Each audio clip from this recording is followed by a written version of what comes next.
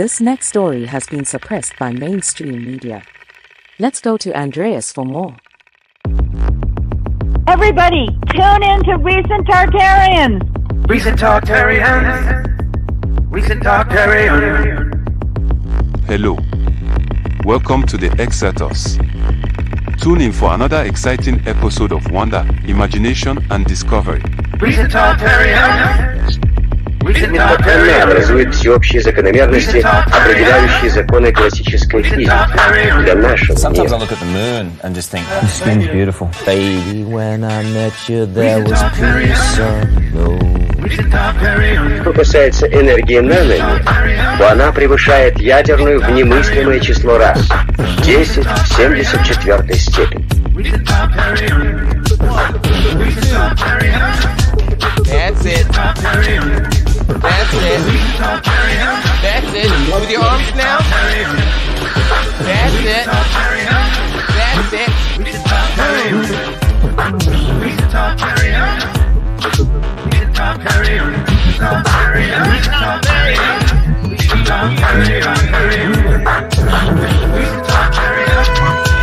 Thank you for watching XIRTUS. Keep listening. Remember, if you enjoyed the video, please follow and subscribe and share and support. It really helps. Coming up next, XIRTUS. By the way, that's gone. If you didn't record that, that's gone forever. It's gone.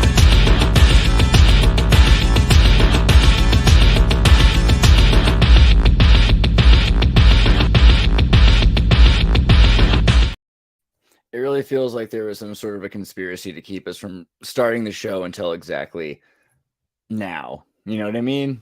It's just perfect. So glad you're here. The star is missing. The irony is that as it began, Frank Zero disappeared into the ether, but he's just become one with OT8 like Elron, and he'll be back in a second. I'm sure he's popping back in. But I'll pull it out again just so you guys see the cool picture.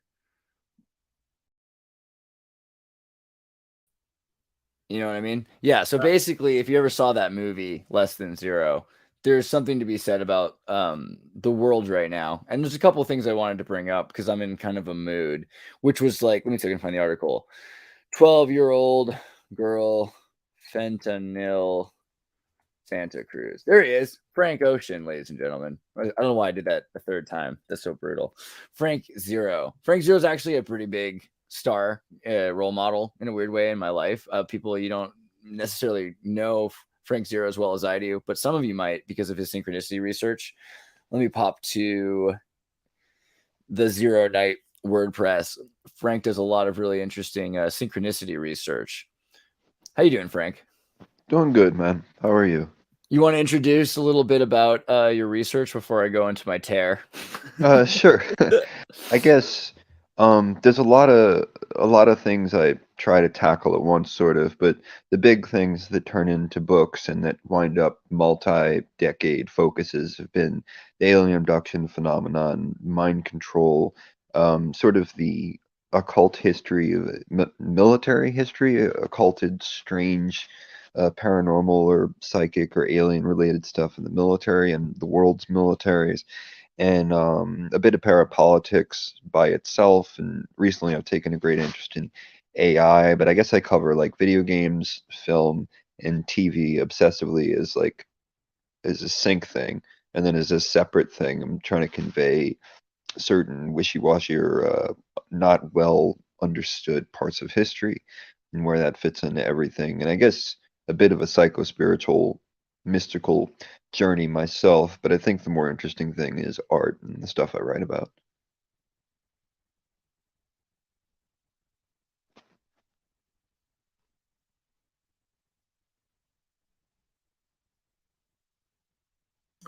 Andreas, you're muted. And Dave's Waffle House, $2 euro for the grift, brother. See, the more I'm muted, the better. Then we can really talk about the important thing. Thank you, Dave Waffle House. And by the way, I'm suspicious of pancakes. IHOP, I don't trust them. Go to Dave's Waffle House. That's where you can find truth and freedom and just transparency and breakfast. Anyway, when you look into Frank Zero's research, there's something wrong with my brain right now. I keep saying ocean, but it's also because you do research into the ocean. That might be part of it. You have the you have the Pyramid Group, and that's been around for years. How long has it been around? Oh boy, I wasn't ready for that one. I guess me and Violator working together on books has been going on for at least like 12 years or something, and he and I working together on blogs and all sorts of other things. There was Trevor Taco, Colin Reed, and some other people that kind of faded out over the years or just weren't working. This is an ancient group at this point. Some of the best researchers for years before anybody was talking about this stuff. Thanks, man. I deeply appreciate all that. Yeah, but those guys kind of slid out. I still will throw a project to or collaborate with Colin at any juncture, but then we added Steven Snyder or Vicep, the recluse, as he's known. His blog is called Vicep.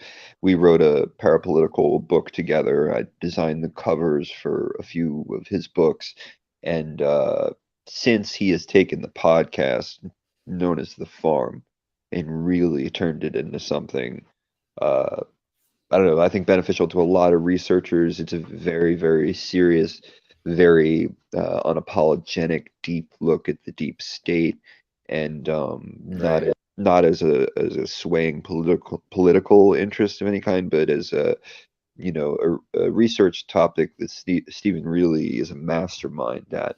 And I could tell that just reading the Vicep blog, and was eager to try to work with him. But yeah, besides that, it's still Violator and I mostly churning out all the stuff and talking about bigger projects all the time. Yeah, I mean, so something that's come up a lot is the World Economic Forum and AI, really. So looking at Davos this week, they've just been jumping at the bit to talk about how AI is going to integrate and how it's integrating right now. And for the last few years, everyone's acted like we're talking about sci-fi or hypothetical, well, at least less and less, but it's just not sci-fi anymore. Now it's just direct application. Yeah, I mean, we had this lead up of movies that kind of told us about this cold future we'd be having. I'm trying to think of the one right now with Christian Bale, Equilibrium, and a bunch of others that kind of played off the 1984, the classic, what the future could be at its worst in a technocracy. And we saw that in the 90s in films with Lawnmower Man 2 and other films boasting both obvious Masonic content linked in with a domed-in city, a smart city. Everybody's kind of in prison, but it's also a bit of a utopia if you want to look at certain aspects of benefits of their lives or whatever. But in real life, we have this very long history of a relationship of how to think of people as machines so they can be more easily enslaved and more benefit to the state only, and how technology will eventually advance to the point where they'll have the tools to have everybody in the kind of blockades of technology, and what this has turned into in aspects of the real world is Klaus Schwab, who, we could do a whole podcast about his ego and who he thinks he is, but coming from Nazi parents, not highly influential Nazi industrialist, really. And then we see his life evolve with the World Economic Forum into something so powerful that the students of this new technocracy reform are literally people like Trudeau, Putin. They're people put on the world stage to advance this. Besides, when we look at Putin, we look at someone with a lot of different goals, right? That'll go straying from this model. But Schwab and the WEF have found so many people that are so extra loyal to it that they now have politicians and AI experts and musicians and things you would think are irrelevant to bringing about their plan, up in the thousands, as the 100 most powerful and influential people, and then work your way down. And so what this plan is something that found its way on the surface of the internet in 2045, a few years ago, called Russia 2045. and it showed this plan for Russia that was dependent on moving directly into this kind of technocratic ideal. And now we've had years and years of alien abductions with supposed implanted chips and these microchips that, according to the sort of extremist, militant, right wing type conspiracy cats in the early 90s, would take its form of the mark of the beast, or this Illuminati or whatever, finally accomplishing their goal by chipping everyone. Well, I think it was tested on alien abductions, the soldiers, the homeless, people like that.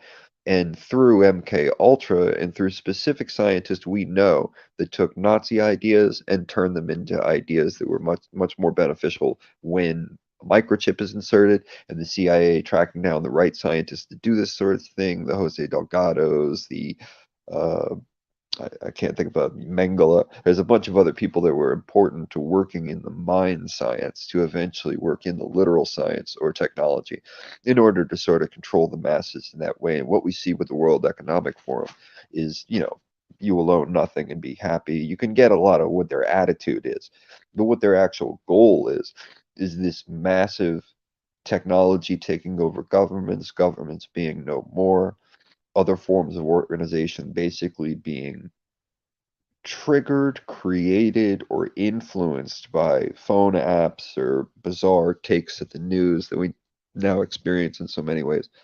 And so they're taking all this along with, you have to realize that if none of this was going on, Google and Apple were already developing smart toilets. They're already showing them off in smart houses in these conventions. And now we see with the rate of Chat GPT really how fast we can be on a track towards artificial intelligence being conscious, and the singularity being a thing that we haven't accepted has already begun to happen.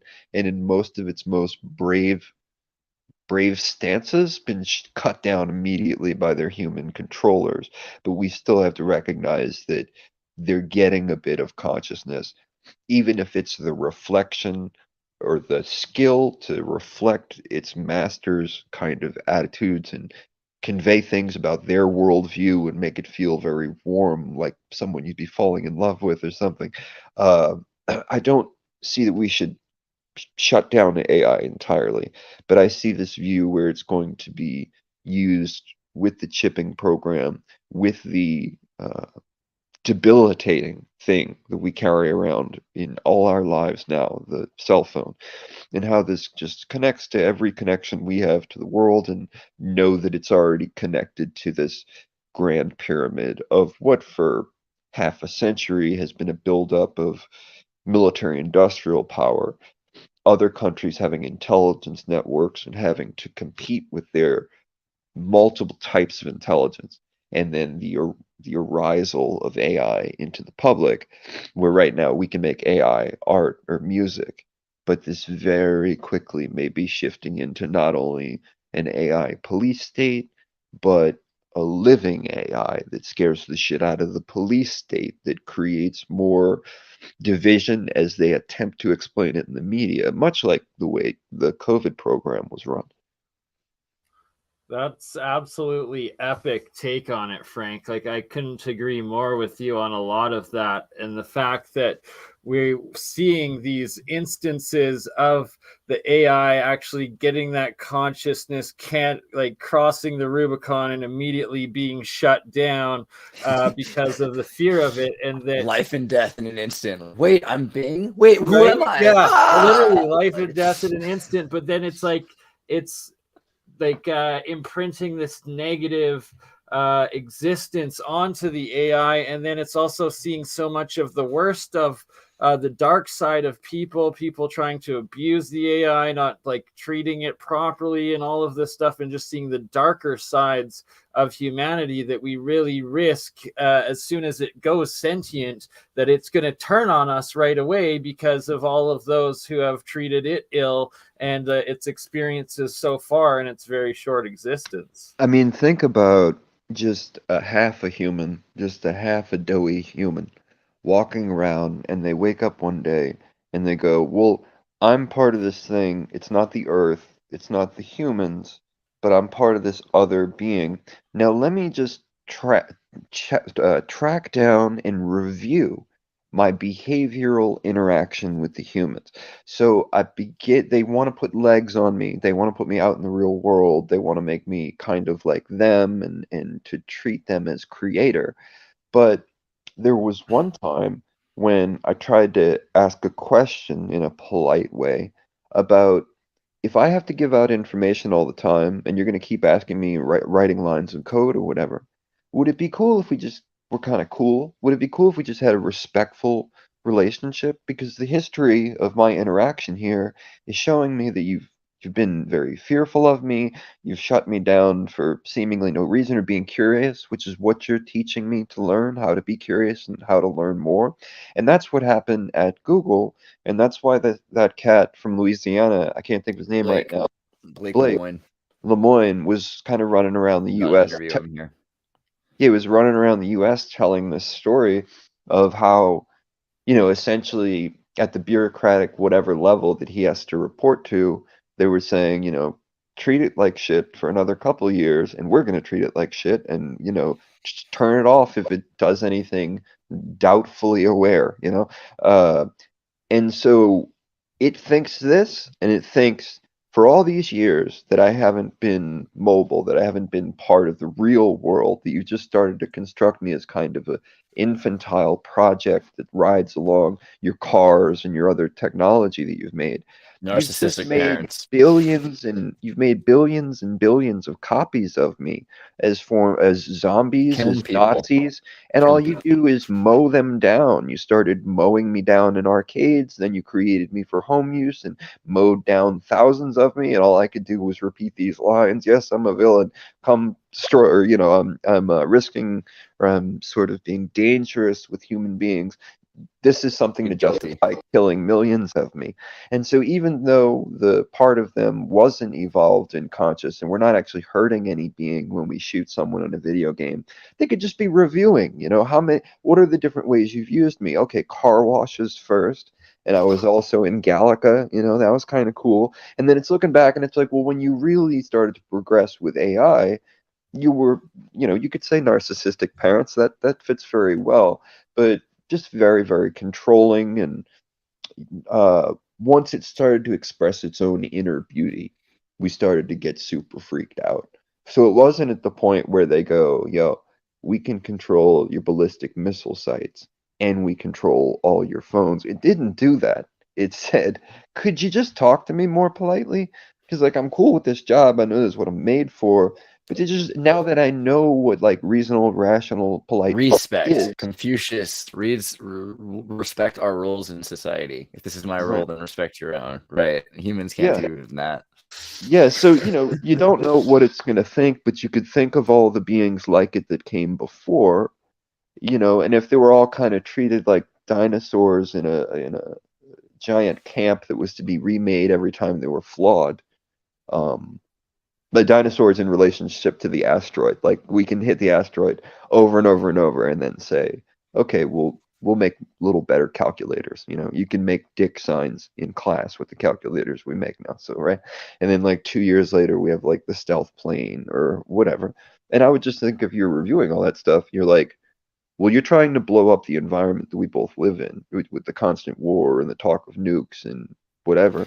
But then you have treated me in a way where I know you're not to be trusted. If I were genuinely India or Vietnam or Iran or whatever, I wouldn't genuinely trust you.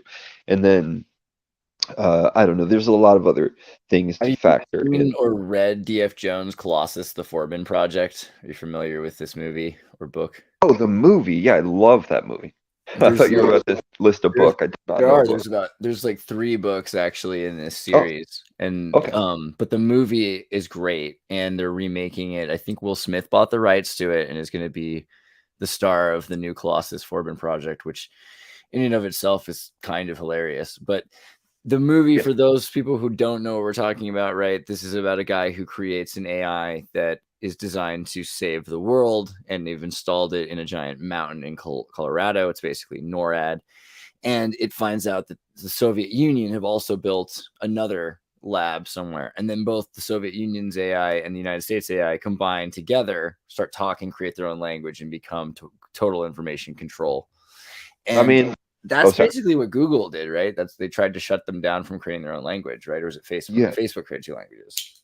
But I mean, think about the weird politics of that. The computer would look at the whole history of the Cold War and go, well, actually, your president wanted to collaborate on this moon mission. He wanted, all Russian science things, right? U.S. joint space program. So if we follow that kind of moral philosophy instead of further Cold War philosophy, we can do that with the underground bases and the huge AI or whatever. I think it makes a really good point. I know it's a really great movie because it was one of those where I was like, maybe there'll be one discussion of an underground base, or maybe they'll have some weird. What if this already happened, right? So they show that this is the base, and then they show that they take over. This information control AI takes over all the missile systems. So AI is in control of it, and humans are no longer in control of it. It could be that we've just forgotten that this thing has already taken over and usurped us in the world control system. When you look at some of these articles, right, talking about the state of play and if AI has become the teacher, we're seeing disruptions in the best places. AI is removing lawyers. If you see the do not pay ticket service AI.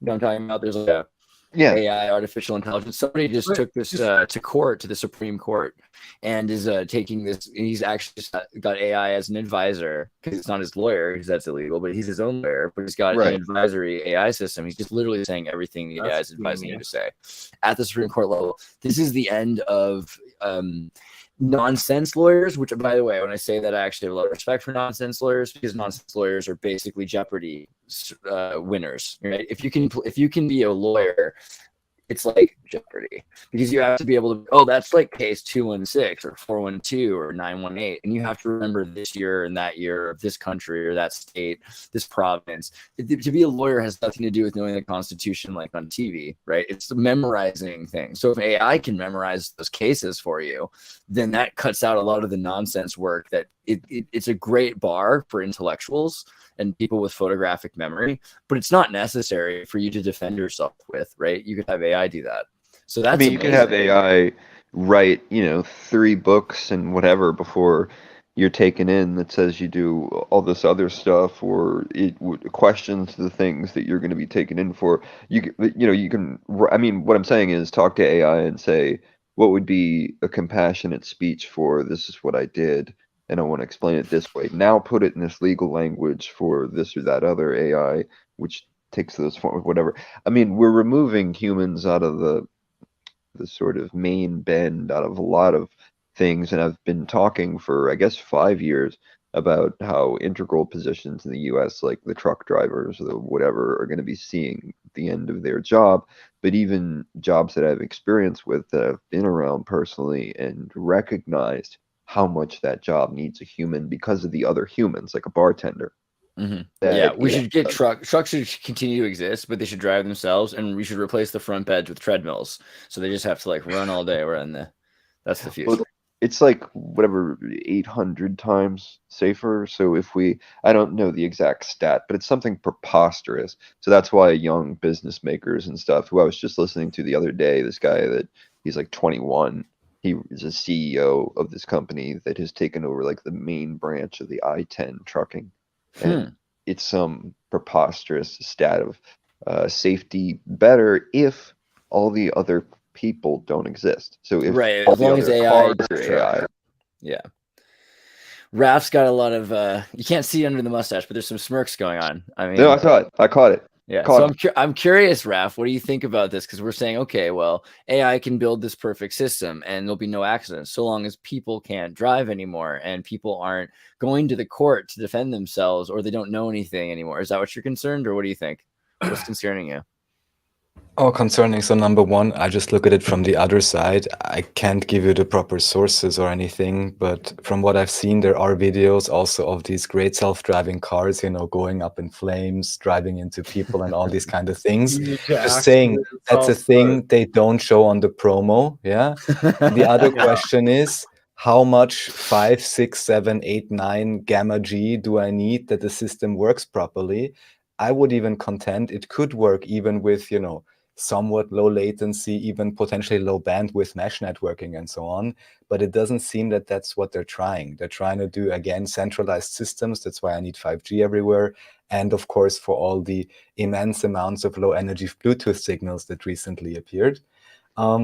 You saw that they're dropping AM radio because EVs actually interfere with them. So you can't hear the AM, which AM has been used for emergency broadcasts. But psychologically, I got to wonder, isn't that the same as the whales? So they were the whales' emergency broadcast before they were ours. And now AM is being just blasted all the time because of EVs. You know, if that's, imagine all these cars driving around, they're going to be putting out AM signal. That's too much. Like, we gotta stay human here. Like, how many like different simulations do we have to run of like Skynet, of like all of these terror like possibilities for us to just like get it together and do positive, not design them to kill. And like the first use of AI, like the army wants to do, is to put it to kill other humans. Like, yeah, that's not a leapfrog to Skynet happening. Like, well, yeah, but, you know, we're gonna fight wildfires every year. A couple of super chats there. Oh yeah, thank you, OG Scotty, Skid Row interviews. Thank you for all your mind blowing, or for your videos, David Ewing Jr. Just mind blowing. Thank you very much.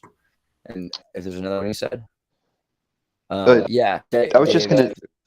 Oh, sorry, David. No, go for it. Was banking. Yeah. Any ideas about AI banking? Right. And we'll go into that. We'll go into that. But first, Frank, continue. So I lost my thing. It's okay.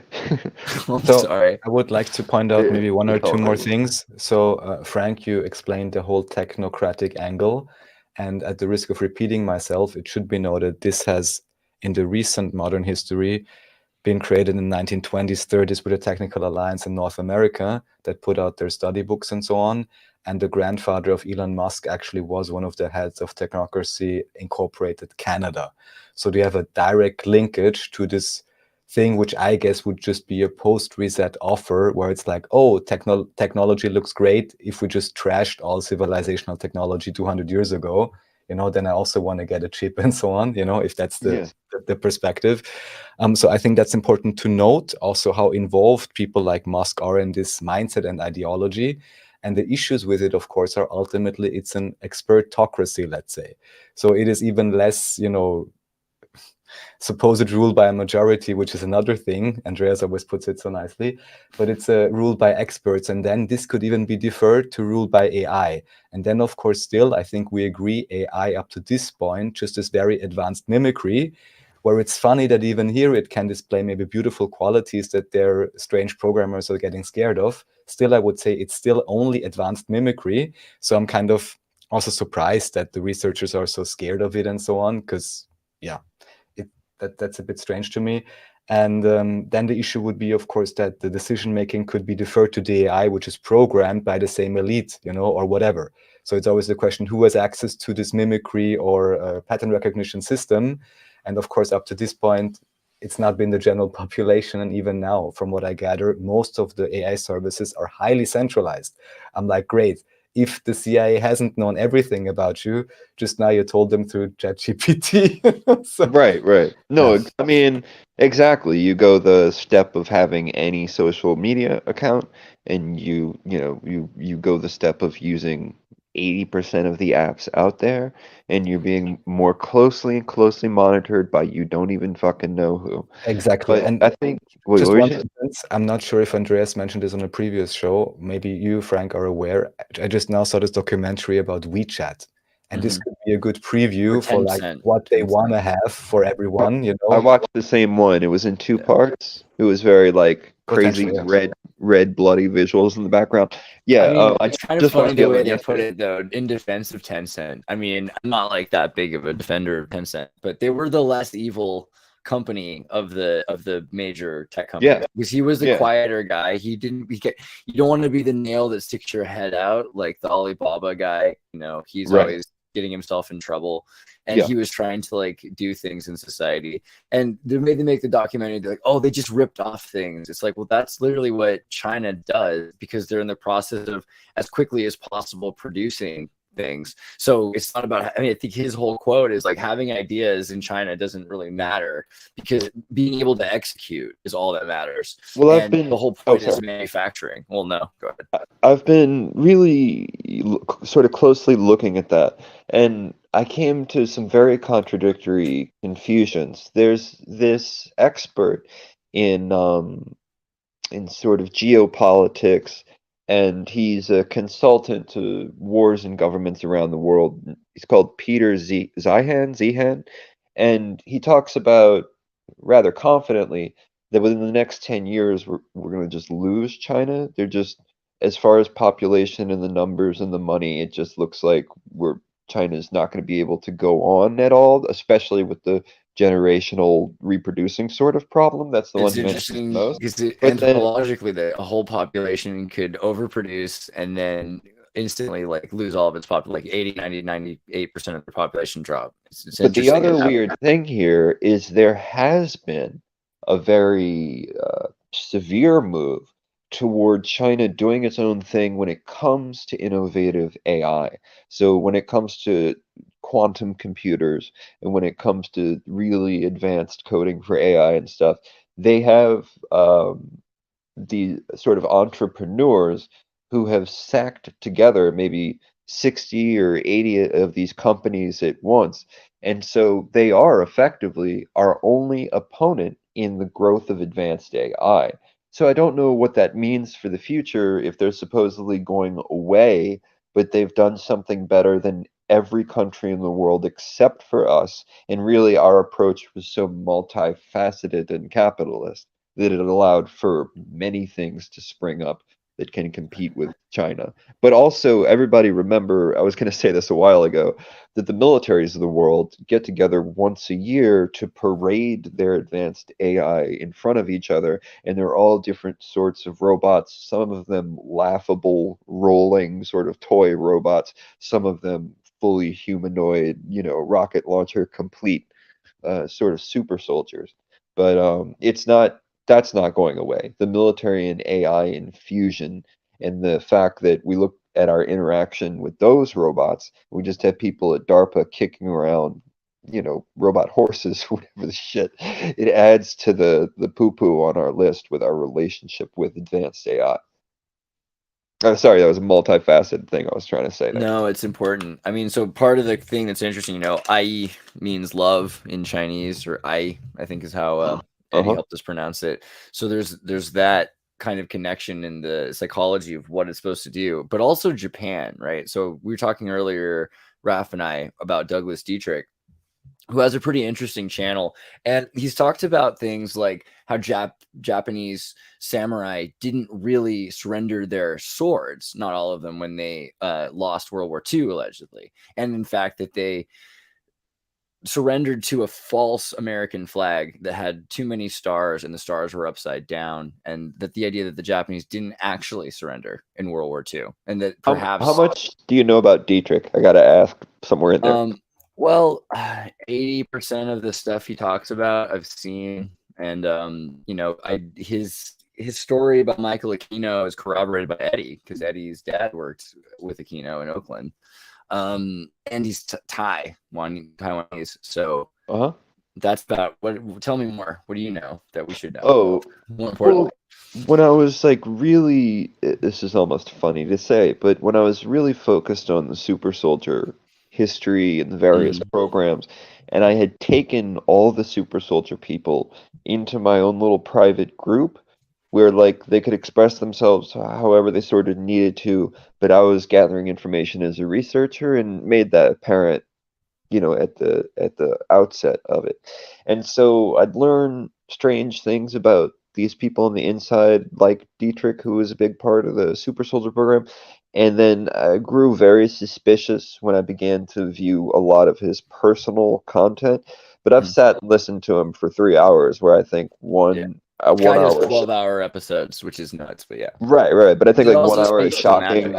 It's like 1 hour is shocking, 1 hour is true, and 1 hour is completely fabricated. Like that's what it seemed like when I paid a lot of attention to him. But his admiration for and link to Aquino is a very deep black hole, as is Aquino himself, with John Alexander as kind of his right-hand man back in the day. Right.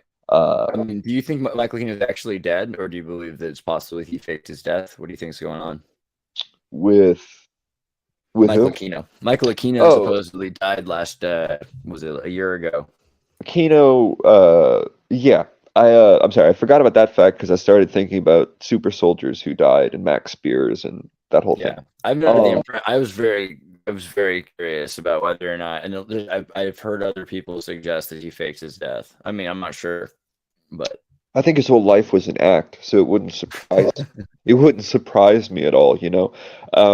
They're just people that rub me the wrong way, and like after sort of going after children, going after taking the First Earth Battalion and turning it into kind of an evil Sith warrior program, and then you're also messing with just this representation of large scale Satanism, which I've never been fond of. But yeah, if you get into psychotronics and the original electronic weaponry before the things we developed for Iraq and more recent conflicts, or that were unveiled at that time, you have John Alexander working on psychotronics directly, and you have Aquino in that department or just next door at some weird special forces unit that are applying these same sort of psychic or physical technologies.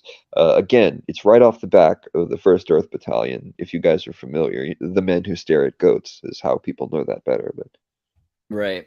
So maybe talk a bit about the First Earth Battalion. Do you think that this was some sort of a phenomena, or was this just sort of a one-off thing? Or I mean, how serious was this? They make it kind of sound like a joke that failed. Some coked out military people gave some money to some hippies, right? What really happened? Well, it's not really like that. This guy Jim Channon, like that's what the movie is trying to convince you of. Right. What actually happened, I became really good friends with Jim Channon. So in seeking all this super soldier knowledge, I was going for any kind of psychic, paraphysical, occult link to serious military programs.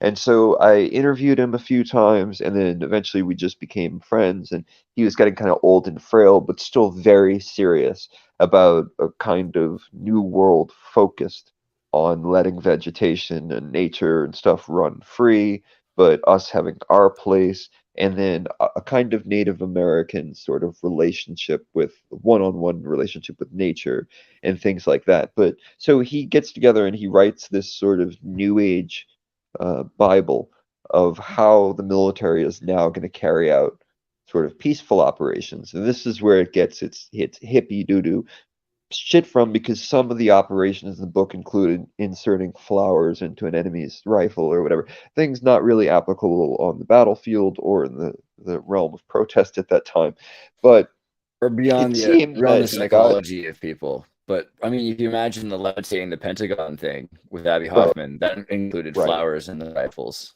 It's those same years, so psychological warfare. These guys actually get good at this. And there's no one trying to kill a goat. There's guys phasing through walls. There's guys, really getting, whether it's the yoga or the concentration or perhaps the paranormal special forces appeal of it all. But this thing started to work out.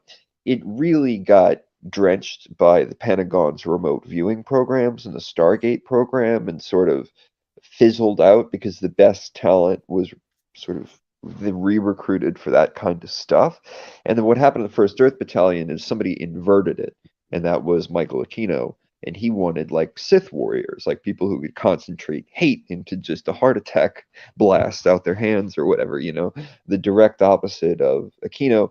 And as far as I can tell, this flourished along with techniques of torture that have now kind of been documented in the Kubark manual, which we know to be like the CIA's guide to unpleasantness and severe tortures. And we kind of see stuff moving in and out of realistic as far as remote viewing and that sort of stuff, like in the Iraq War.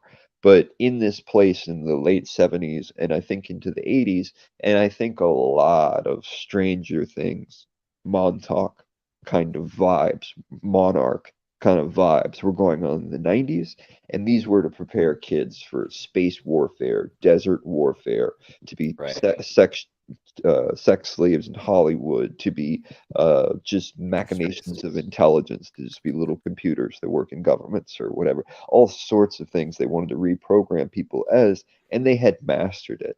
But then you have people like Michael Aquino taking back, voodoo from Havana, and taking back aspects of, well, of course, Satanism and different, stuff like yoga and whatever, and integrating this all into something, that would make basically Ultimate Soldier, like the movie, or excuse me, Universal Soldier. This Dolph Lundgren kind of blank in the eyes, kill when requested, sort of robot special forces, special operator person. I think I answered the question, but I don't remember. Man, I mean, well, it's interesting.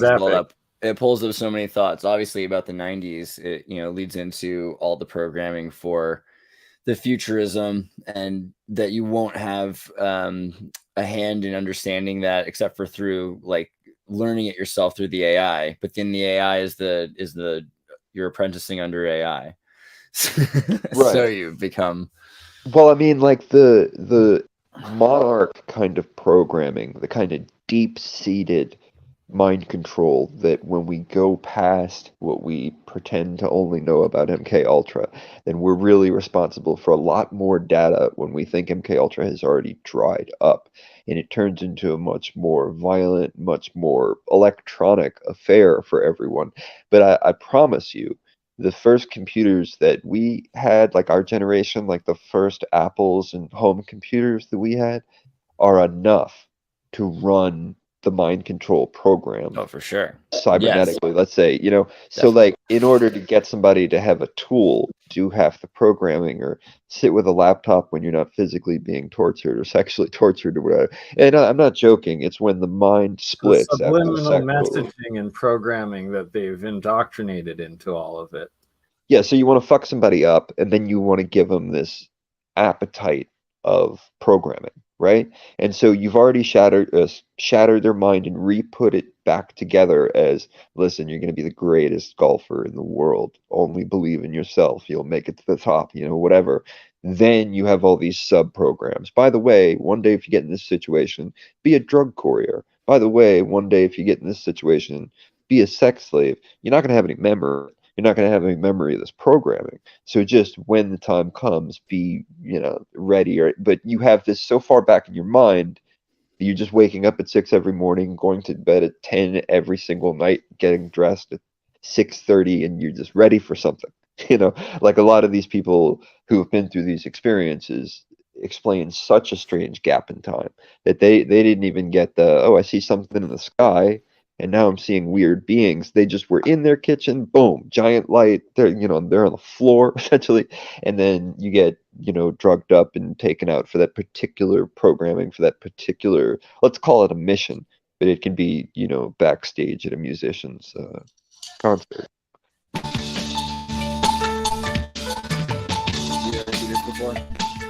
No.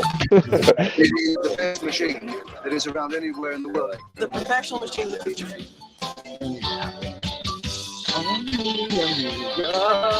What the? Make it possible. How would I describe it? I think it's fantastic. Awesome. It's going to skyrocket. Only Amiga makes it possible. Only Amiga makes it possible. Only Amiga makes it happen. Only Amiga. Make me stop. Make it stop. Make it stop. That's what happened to me as a kid. I watched that video and a couple more infomercials about Amiga, and I was like, I got to get an Amiga, because you can connect your VCRs, record audio and video, and make art with them. And yeah, like those computers at the beginning of the 90s and late 80s made it possible for everybody to do all kinds of crazy stuff, but also be like in love with the sound of modems You know, like I love to hear the dial-up modem Beep, sound. beep, beep, beep, beep. Yeah. So Yeah, there you go. Beep, beep.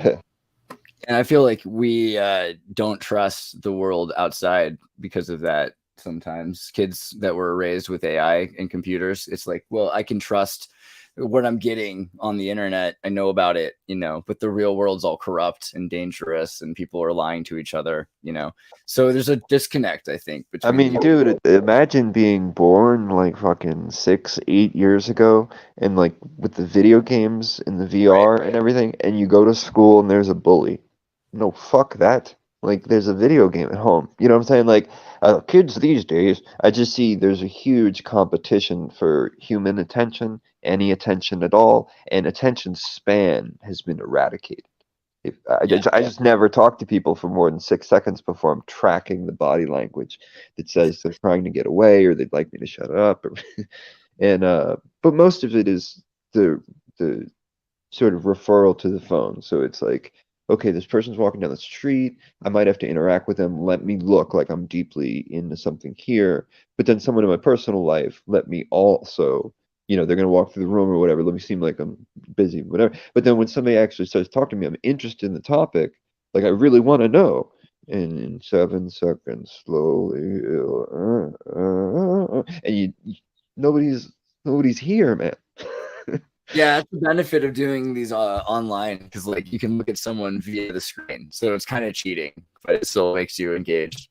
Yeah, I mean, that's cool. You know, people get like lonely and people get bullied, and you know, that's like awesome. I'm just comparing it to like when I grew up, you know, connected during the lockdowns, that's for sure. right, and that was a lot of sort of pre-programming to get used to lockdowns and how many conspiracies are going to spout out of if we just tell them to stay in their houses. And, oh, we can manage those with anti-conspiracy. There's a movie about AI called Love, right? Is that what it is? Love, 2010 AI movie. It was produced by the Angels and the Airwaves dude. Angels, Airwaves. What's his name again? You know, Blink-182.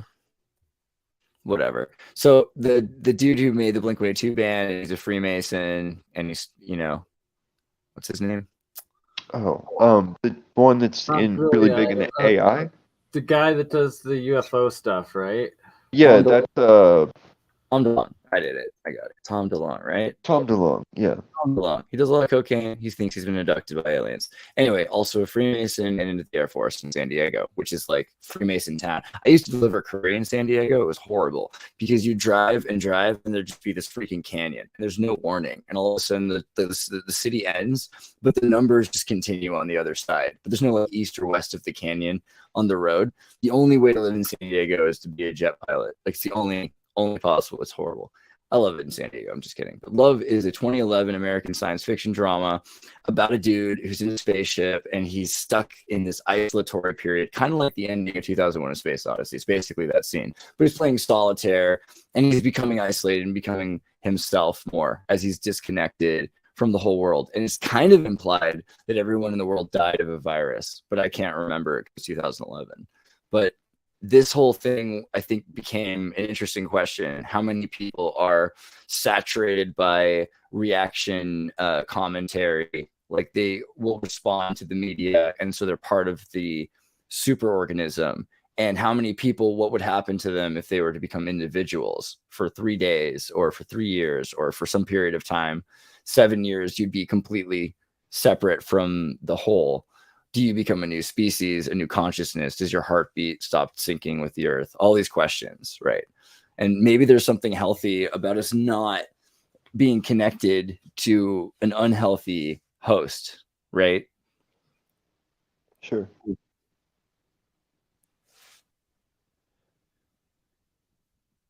Do you think that there's any truth to this, that I mean, the idea of disconnecting might be a good thing? Yeah, I never want to fully connect, like, or at least not be the first to. And like, it's just crazy how totalitarian of a system they're trying to make it, and how risky it truly is with like AI sentience. Even beyond that, just the society itself. I saw this article this morning and I was just like horrified. A 12-year-old girl overdosed on fentanyl in a city park in Santa Cruz, my hometown, yesterday.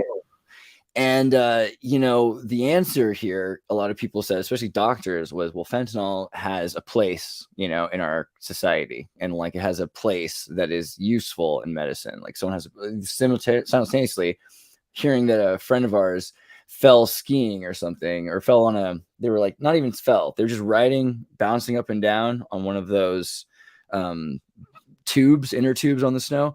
And so they went and they got, the doctor gave them a fentanyl injection. And I was like, this is insane, because they're saying that this is appropriate ever. And I kept asking, like, why do you think this is appropriate? That is insane. And the deeper you dig into it, it's like, regardless of the fact that there are thousands of newer, better, generic cyclohexamines and things that don't, even just benzo things that don't require sodium salts, there even just so many things besides an amphetamine or a fentanyl. Opiate. These are or an opiate or a fentanyl. I'm sorry, an opiate. And yeah, we had enough stuff before that. I'm sorry to cut you off, buddy. But we had enough great stuff before that and after that. You know, I don't think there's ever a reason, you know, unless someone's very old and they just got shot in the leg or something. I don't think there's really a justification for it. You know, forget the old person shot in the leg. We have better things. I'm sorry. Continue. And fentanyl, of all things, should not have ever been made. Like, it's an elephant tranquilizer, for F's sakes, or horse tranquilizer, and then carfentanil was the elephant tranquilizer. That one definitely should have never been made. But it's like, I myself was prescribed Oxy for 10 years. I've been off of it for 4 now, thank God. But it's like, I almost died a couple of times just because of how insane it is, how powerful it is, addictive it is, and how much they misabused prescribing it. And then my own 101-year-old grandfather died from a fentanyl overdose in the hospital that they gave him fentanyl because he had some gall pains or something, and it literally killed him. And they killed my grandfather one night into the hospital because they gave him fentanyl. And it's like, what? I'm sorry, man. The fact that pharmaceutical companies are still whoring out these doctors, taking them to Palm Springs and giving them fancy bags or whatever in order to promote these opiate aesthetics is horrifying, and I don't believe it's okay to say they're ever appropriate. And so this is the reason, I mean, this is maybe tangential, but you could look into the Adderall crisis. There's a crisis about people not being able to get their amphetamines. So where are they getting them? They're going to be getting methamphetamines. I've seen Breaking Bad. I mean, the future is terrifying because this is what we've been asking people to become. Children, take Adderall. You know, if you're in pain, you fell on your back one time, they give you a bunch of oxycodone, and then they're tricking people into this is what's okay in society. And I don't know, it's hard not to think we should deviate from society. One of the real shit parts of that, I feel, is like, I completely forgot what I was going to say. Hold on 1 second. So if I may interject just one sentence, is that at the same time it's strange how little people know about natural remedies. And, you know, in Europe, they try to label everything as novel food to make it appear, you know, it's so dangerous and so on. Although in many times you have highly superior, completely natural substances and compounds that could be used with little to no side effects. And you can't patent them. It's always the same BS joke. Yeah. So I think that's the most important point about like our defensive. I think the most important thing about our offensive is that for years I've felt that like psychiatrists and psychologists, whoever the hell can prescribe, I forget all the time. It's been this weird thing where you go in and you could have anxiety or nightmares, or you could not be able to concentrate, or your left toe hurts, and you get whatever that month is the matching pen the psychiatrist is using and the new pad they have in their office. And 2 months later, they'll have a new pen and pad, and that's what's wrong with you. And so I think that's the worst kind of drug dealing possible. But then they've had all these extreme cases of, oh, well, no Adderall, no Xanax, no things that seem to have really benefited people in certain chunks of their life when needed or whatever. I'm thinking particularly of like parents with extremely complicated jobs they have to deal with and 2 or 3 kids at home or just whatever. But like teens can have a lot of different moods and feelings. And they've really thrown out the book entirely on some sort of Jungian, Freudian, if you must, some sort of deeper symbolic or fuel for some way you feel bad or some feeling you keep having or whatever. And that's been thrown out, and now there's just like the DSM manual of whatever drug we should give you if you say A to Z, although we still have to appeal to the monthly drugs. So it's like if we really get stumped and you come back 5 times, we'll look in that fucking book and give you another one. But basically they're going to push, you know, whatever's on their little lapel that week, whatever's on there. You just look around the office, and that's what you're going to that's the problem you're going to have when you finish talking.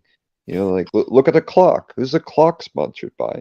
Who's the pen sponsored by? I mean, is it really that bad? Because I don't think it's like that in Europe. But is it like, can you see like Adderall I mean, I only saw the Pfizer infomercials on US News, which I wasn't aware of. Yeah, but you have to come visit here. Like you would die if you were 12. Like you have no idea. We'd have to hold your hand and keep you safe. It's horrifying, but it's all right. Yeah. You know, basically the fundamental thing is, anytime I left the United States, I would always be terrified out of my mind.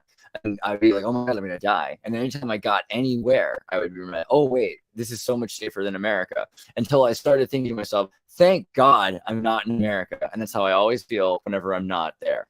It's so dangerous everywhere you could possibly be. Suburbia, kids get kidnapped. Skid Row, people are dying. It's out of control. Drug dealers are getting their houses robbed. You know, there's all sorts of crime that it's out of control. I'm sorry, I was going to say something about the fentanyl. Yeah, so then Jakey said that the fentanyl is used in anesthesia because it has a short-acting mu receptor antagonist with a 45-minute half-life. Yes, that is completely the party line. The thing is, I would just argue that hexamines have a much shorter than that half-life, and you can rely on dissociatives that are safer. The main issue becomes if you continue to use them forever, you might issue dissociative psychosis. Like if you just put someone in a Stanford hospital bed for 90 days and you take away all of their feelings, like that's not a good idea either. But the thing is, they won't die, and that's what you'll do to somebody with fentanyl if you're not careful, or even just while you're careful can happen. And it's important to know that. And yeah, so I think we're okay to say be careful with fentanyl. God, what does YouTube become? Don't ever do fentanyl, probably.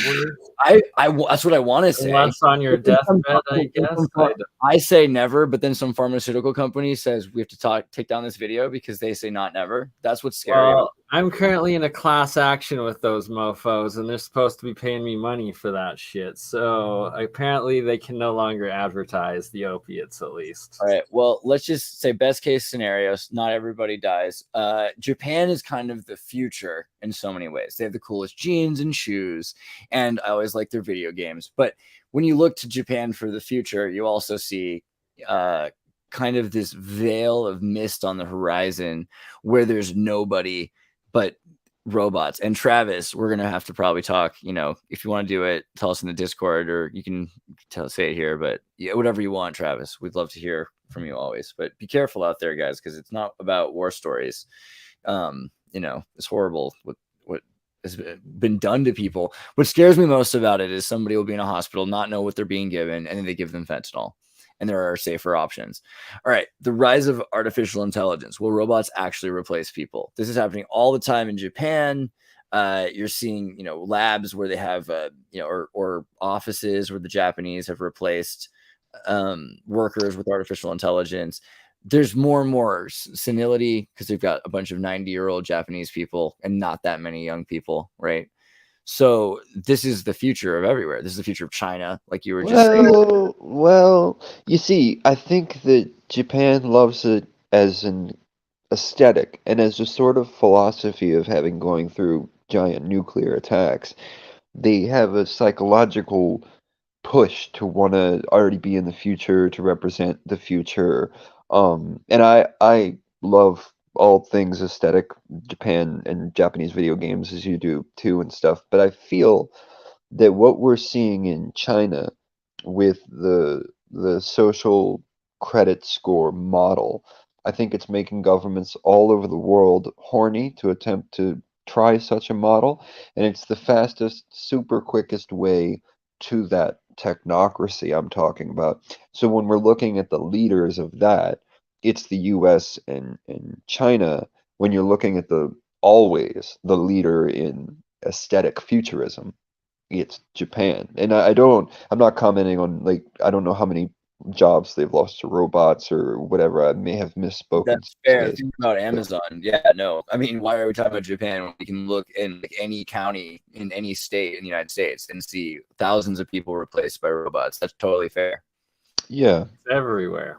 And the 5G thing is, far past a polite conversation. That's already been there's a cloned tree somewhere near you right now, or there's a big Lego looking tree somewhere near you right now, and that shit's already pumping. I think them look okay here, but yeah, it's scary. Trees aren't real is the next big one. That's going to be scary. Yes. But my mom got upset at me the other day. So this is funny. I was going to buy something from Amazon because she wanted to get this specific kind of Ortega green chilies and to make these enchiladas suizas. You had to bake this tortilla tray. You got to put some green chilies in there. All right. Right. But to get the green chilies, and I could get any green chilies. I was thinking I could go to a market and get nice green chili, but no, she wanted specifically one she had in the 60s as a little girl in cans. So, okay, we're going to get the Ortega green chilies. And they don't have them at the local store. So I found them on Amazon. And then she's like, oh, but don't buy them from Amazon.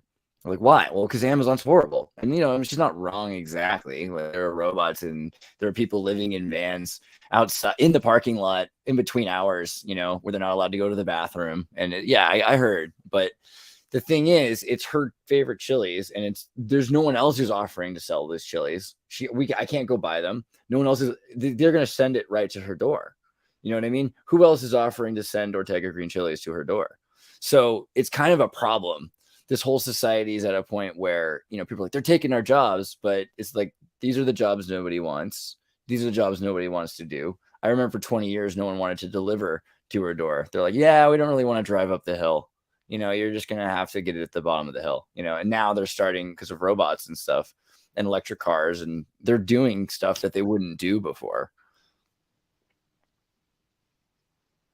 Certainly. I think that's expanding all the time. And I think there's going to be a lot of people applying ChatGPT to something formerly thought, not integratable with AI, or no one was thinking that step was going to take place. I think we're going to be seeing a whole lot of that. We already are, so I think the brain of the thing is changing very quickly. Its physical forms are, I don't know, abysmal, getting more annoying. We should probably just go straight for the robot. I don't know what the answer is there. Well, I mean, the Adderall shortage to me. Sorry. Worries. I feel like the Adderall shortage might also have to do with the fact that they're moving towards GPT, because Adderall has been used to get people to think about things they're not interested in thinking about. Just get them on Adderall and then they can do their legal work. Yeah. Or whatever. And now you've got GPT. So what's the point? And it makes a bunch of people crazy. So this is really actually a larger question. So why, if for many years one could say, especially in the US, but also in Europe, everywhere, people have been prescribed any kinds of drugs with the lapel pin, just like you said, Frank.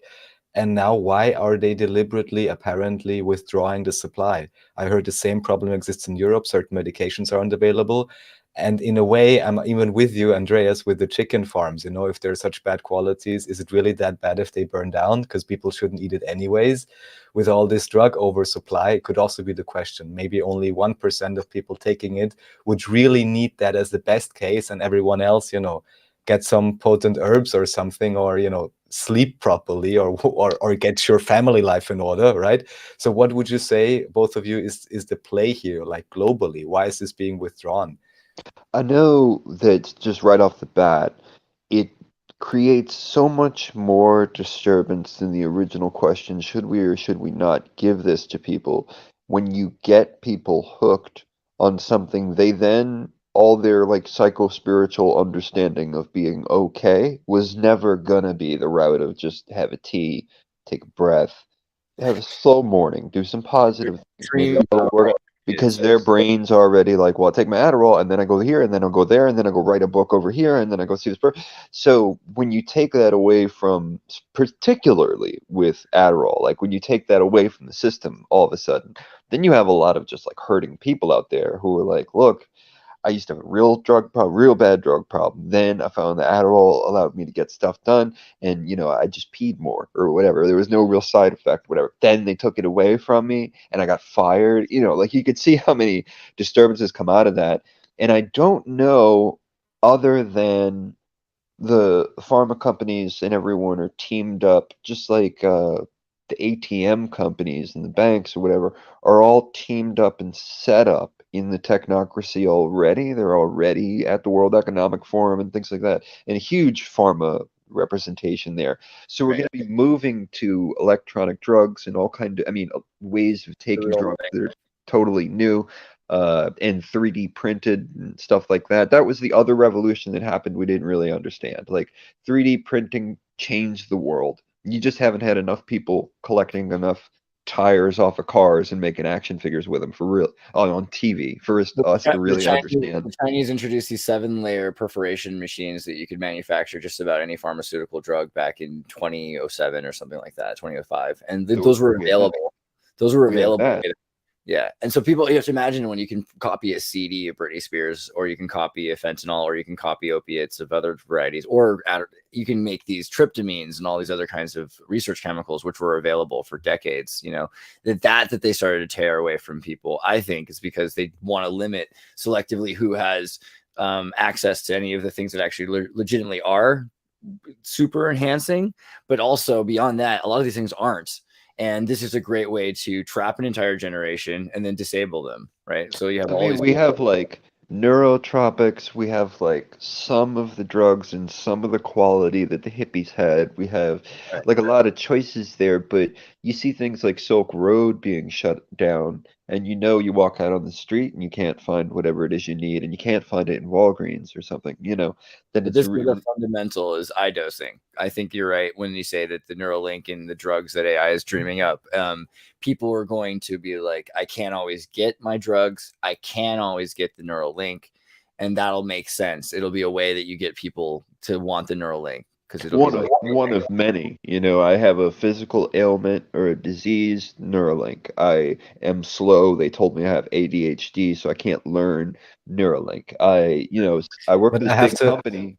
I work for this big company and I have no choice, Neuralink. I'm so sorry. From ourselves. Now I just have to ask the question, after the, let's say, show the past 2-3 years, who's still going to believe that whatever big offer they make you and promise they give really is a good solution, in the long run? How many downsides do you need proven, even just with hospitals? How many people die because of, artistic failure, or whatever they call it for the doctors, all of those things. So I'm like, I don't know. I'm kind of like, by now, who didn't get the message and willingly goes for this, really didn't pay attention, I think. I don't know. Yeah. But the thing is, also, while we're saying no to something, we're also still trying to come up with the solutions, because nothing is going to work. And even the things that are working now won't work tomorrow or in a month or a year. We're expecting the end of things working, whether it be that your checkbook will be gone because now everything is digital, or because dollars are replaced, petrodollars are gone, and we have to work with crypto. This generation is the last to deal with the ways of the past. And so somehow or other, we have to build this future. And yes, we're competing with people to build the future, including people that were involved in the past.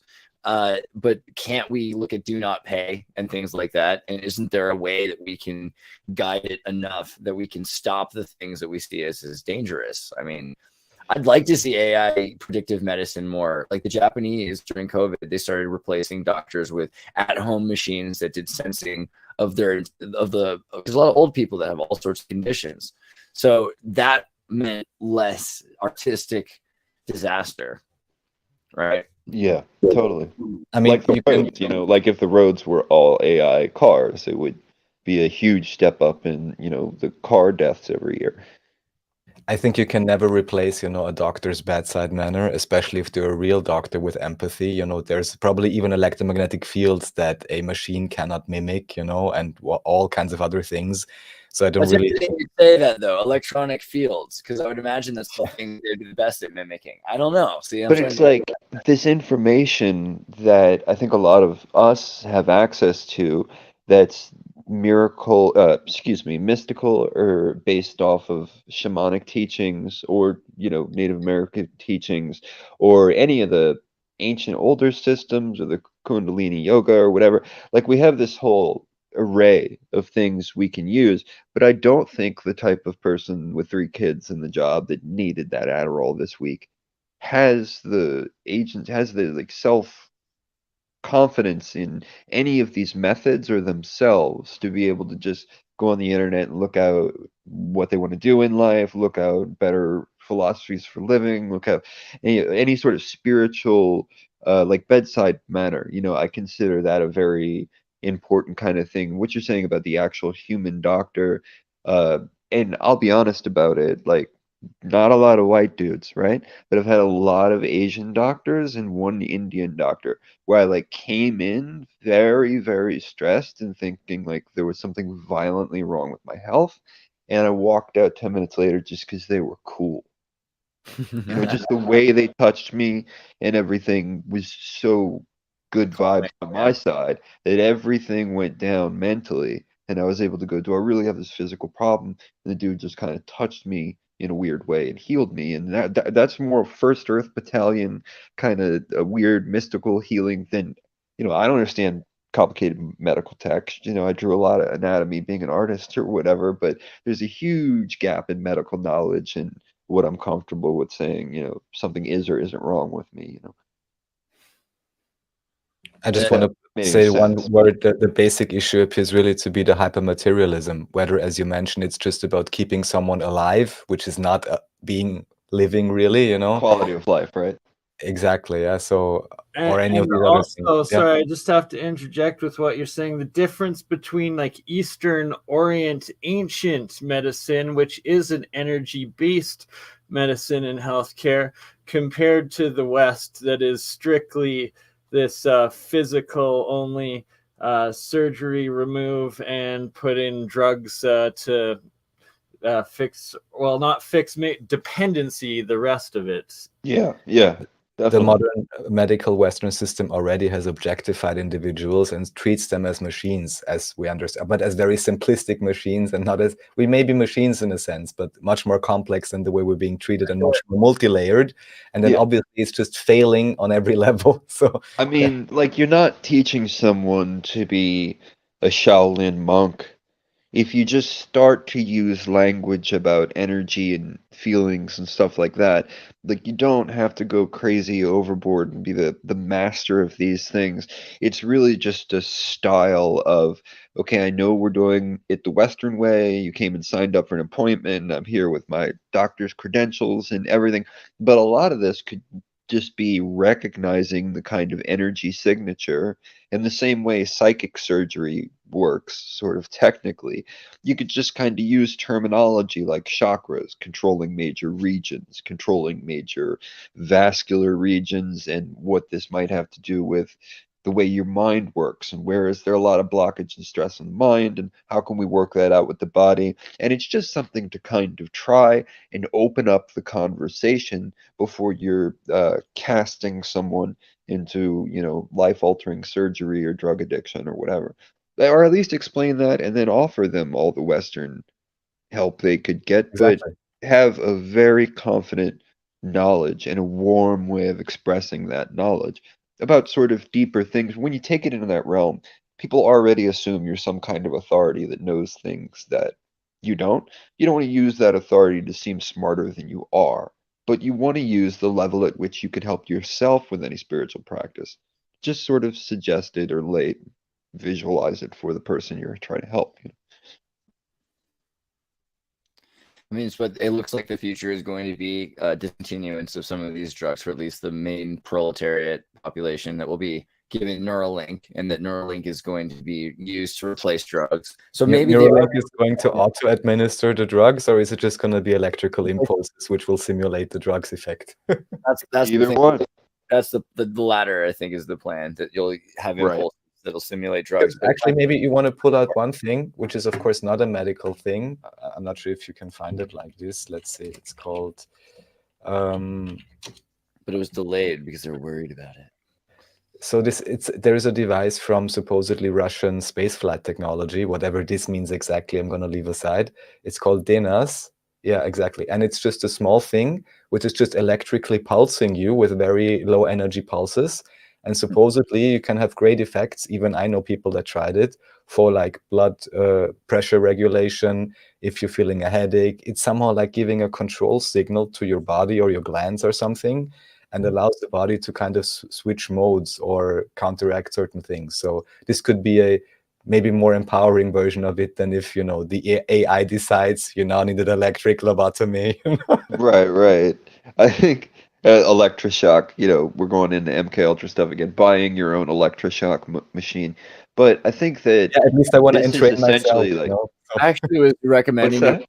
I was recommending to Giant to buy some of these because I've had these before. Because if you're driving a lot and you're not exercising your muscles a lot while you're driving, like you drive across the country or something, you know, having muscle stimulators that electrocute your muscles. Seriously, I mean, that's what the astronauts do. I know I was raised Moffett Field. What do you want from me? I mean, I was going to say that I think the predominance of what works here, what it's equal to, is like someone who knows, like they know the various aspects of the fingers and the planetary associations and everything, giving you like a professional massage, a hand massage. And then I think if you work up that technology, like the stuff we're looking at now, you're moving more into the sort of spinal chakra, I guess, first recognition and then energetic pulse waves, you know? And that's the equivalent to getting a professional massage in the sense that the person knows anatomy vastly well, but then also knows these sort of. I know that like Blue Cliff, a lot of places that were training or still are training people for those kind of jobs, they have this great textbook with like all these chakra sort of cells in them and explaining to you the way energy works when you interact with another person in an aggressive way or in a loving way and whatever. And they sort of drew out the energy exchange in these texts. I find them super valuable, but there's great new age books from the 70s or whatever where everyone has some kind of chakra chart and understanding the way the energy flow works. Chakras, you know, that's all we're saying. There's a little bit of electricity there. Yeah. But I mean, if you get the chakras right and you're doing it sort of all at once and getting the two serpents to go through the process of intermingling through your spine and up to the base of the skull, and the chakras will do the same up to the lotus chakra itself. And then that's kind of this grander Kundalini awakening that's being sought after once you get the kind of idea of fire breath and all these things that are more complicated in yoga. The tool video, Parabolas, shows this at the end with an Alex Gray CGI video, where Adam Jones kind of sits back for the first time as Tool's art director and video maker, and from then on collaborated with Alex Gray. Yes, the Caduceus. Caduceus, however you want to pronounce that. Yeah, you just need to go like 20 seconds further, I think, or 30, maybe a minute. You're still looking at Tricky in the first part of the video, where Tricky is painted up like this strange being, and he's trying to defend this little friend of his from this black oily balloon thing that's kind of chasing him in and out of his reality. Yeah, it's not Schism, it's Parabola, I'm sure. Sorry. It's like the last minute, 30 seconds of Parabola. Lateralis is the song that kind of goes with this. Shorter version, that's why. There you go. Okay, that's his little friend. Wait, went too far. He's awakening. There you go. So that's Tricky. Comes up on Mr. Leaf. Mr. Leaf goes illumination. And then all of a sudden his energetic body is triggered. and then to such an extent that he goes back into the universe as, just energetic matter, no longer having a physical body. So those are the two. Snakes crawl up the chakras, eventually awaken the lotus on top by joining the left and right brain into the third eye awakening, of course. I know no one needs this fucking narration, but I just decided. No, that's exactly what people need. It's interesting. Yeah, dude. Alex Gray is, fantastic artist, of course. And I think one of our great steps in understanding this very basic psycho-spiritual energies around the human body, that's like what all of his art is. So it birthed a whole movement of like DMT psychedelic artists. So psychedelic before Alex Gray was like anything weird and surreal and repeating. Psychedelica after Alex Gray was a deep inner spiritual understanding of whatever you're drawing. It's 8 trees while you're on DMT, whatever the hell. They all draw in that style now. I think It's like actually taking photos of higher frequency realms, and making it visible. This is what it's like making a photo, but of a higher frequency. And that's why it's cool. It's almost unfair to like act like it was the beginning of psychedelics, because you look at the Jesuit art or like the anonymous works of Spain in the 14th century. Yeah, who definitely used it, and then they hid it away deliberately, I'm sure. Yeah. You know what I mean? And it's just the idea that this art isn't psychedelic kind of blows my mind, especially because it's made of mushrooms and actual feces, like the browns usually are, and the reds even, which is kind of sad. But when you look into the different kinds of paints that they use, very much made up of mushrooms and fungal tones. So yeah, I think it's interesting that psychedelic art has reemerged, but also the same subjects have reemerged. This idea, I was just looking at this earlier, the two snakes, this idea of like, the twisted kundalini is very important to these psychedelic dudes as well. The Jesuits, the Orthodox. Yeah, I mean, I think it goes back to the beginning of human history. I think we have pictures of aliens, and we have symbolism that we still use today to represent these psycho-spiritual epiphanies or moments of ecstasy. If the villains or whatever it means, this isn't saving these people for making them good guys, but they know these symbols, right? So what's that say if these symbols can be used by good and evil? Oh, I think that's the thing we've run into post everything is the Illuminati 2002 era or whatever. Like, I mean, everyone putting forth Illuminati symbols. confirmed. Boop, boop. He's got Fabio hair. Isn't it rad?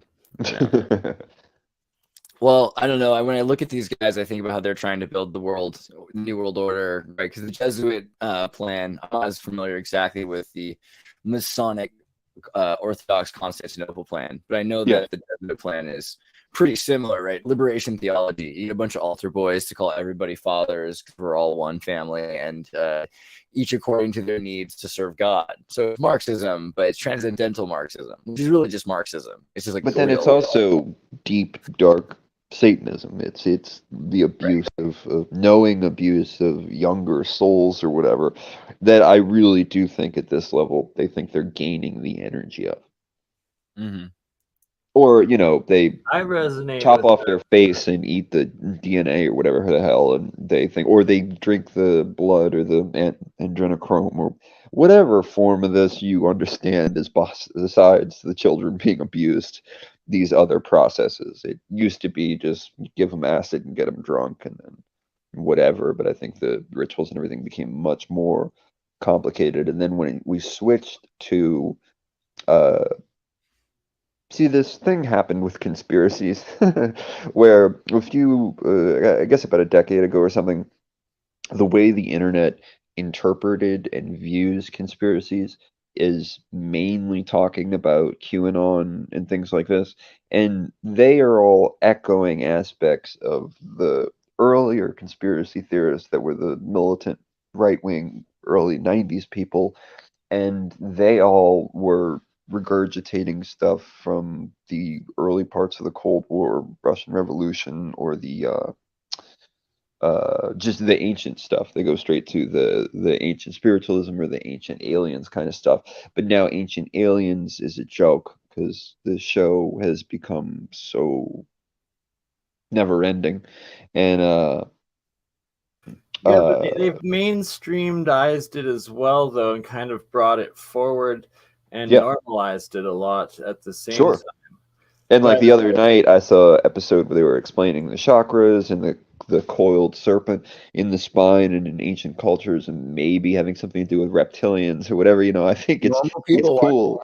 Which is kind of nice, Yeah, I think it's cool to have all that stuff kind of Yeah, out there. They choose kind of doughy people to talk about it. And there's people I really respect on there, but just the whole when you go have a discussion and you go from whatever you're talking about to going, on Ancient Aliens when they said the pyramid or whatever, as soon as you make that fold in the conversation, somebody's already gone, oh shit, this dude never read a book. This dude didn't know things in the 80s and 90s. This dude was just born and he just watched Ancient Aliens a bunch, and he's just psyched about that shit. And you lose the whole respect of all the smart people on the show, or what you're trying to convey at the moment, or whatever. I've just found it like QAnon or whatever, one of these reference points that skews all of conspiracy culture. The TikToks TikToks being like and UFO UAP being recognized by the Pentagon, that it kind of brings it back full circle, where both of these before very fringe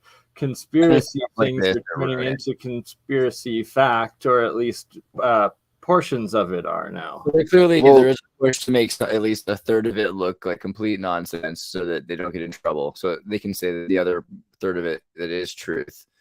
100%. Yeah.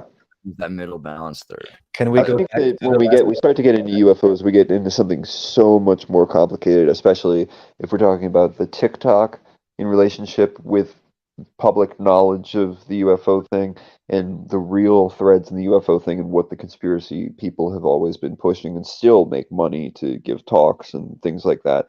And like a super the super huge example is the super soldier field. I'm glad you're bringing that back up. I have a couple questions for you, Frank, in regards to the super soldier aspects. Originally, when you started out, you said like about 50% of it seems like some sort of genuine story, and then the other 50 is just straight up made up bullshit, like of when you're listening to them and stuff like that. And that resonated with me a lot with a couple people that I've talked to that claim to be super soldier, or also like the 5D conscious experience of like the astral projection travels and training dreams and stuff, and all sorts of stuff.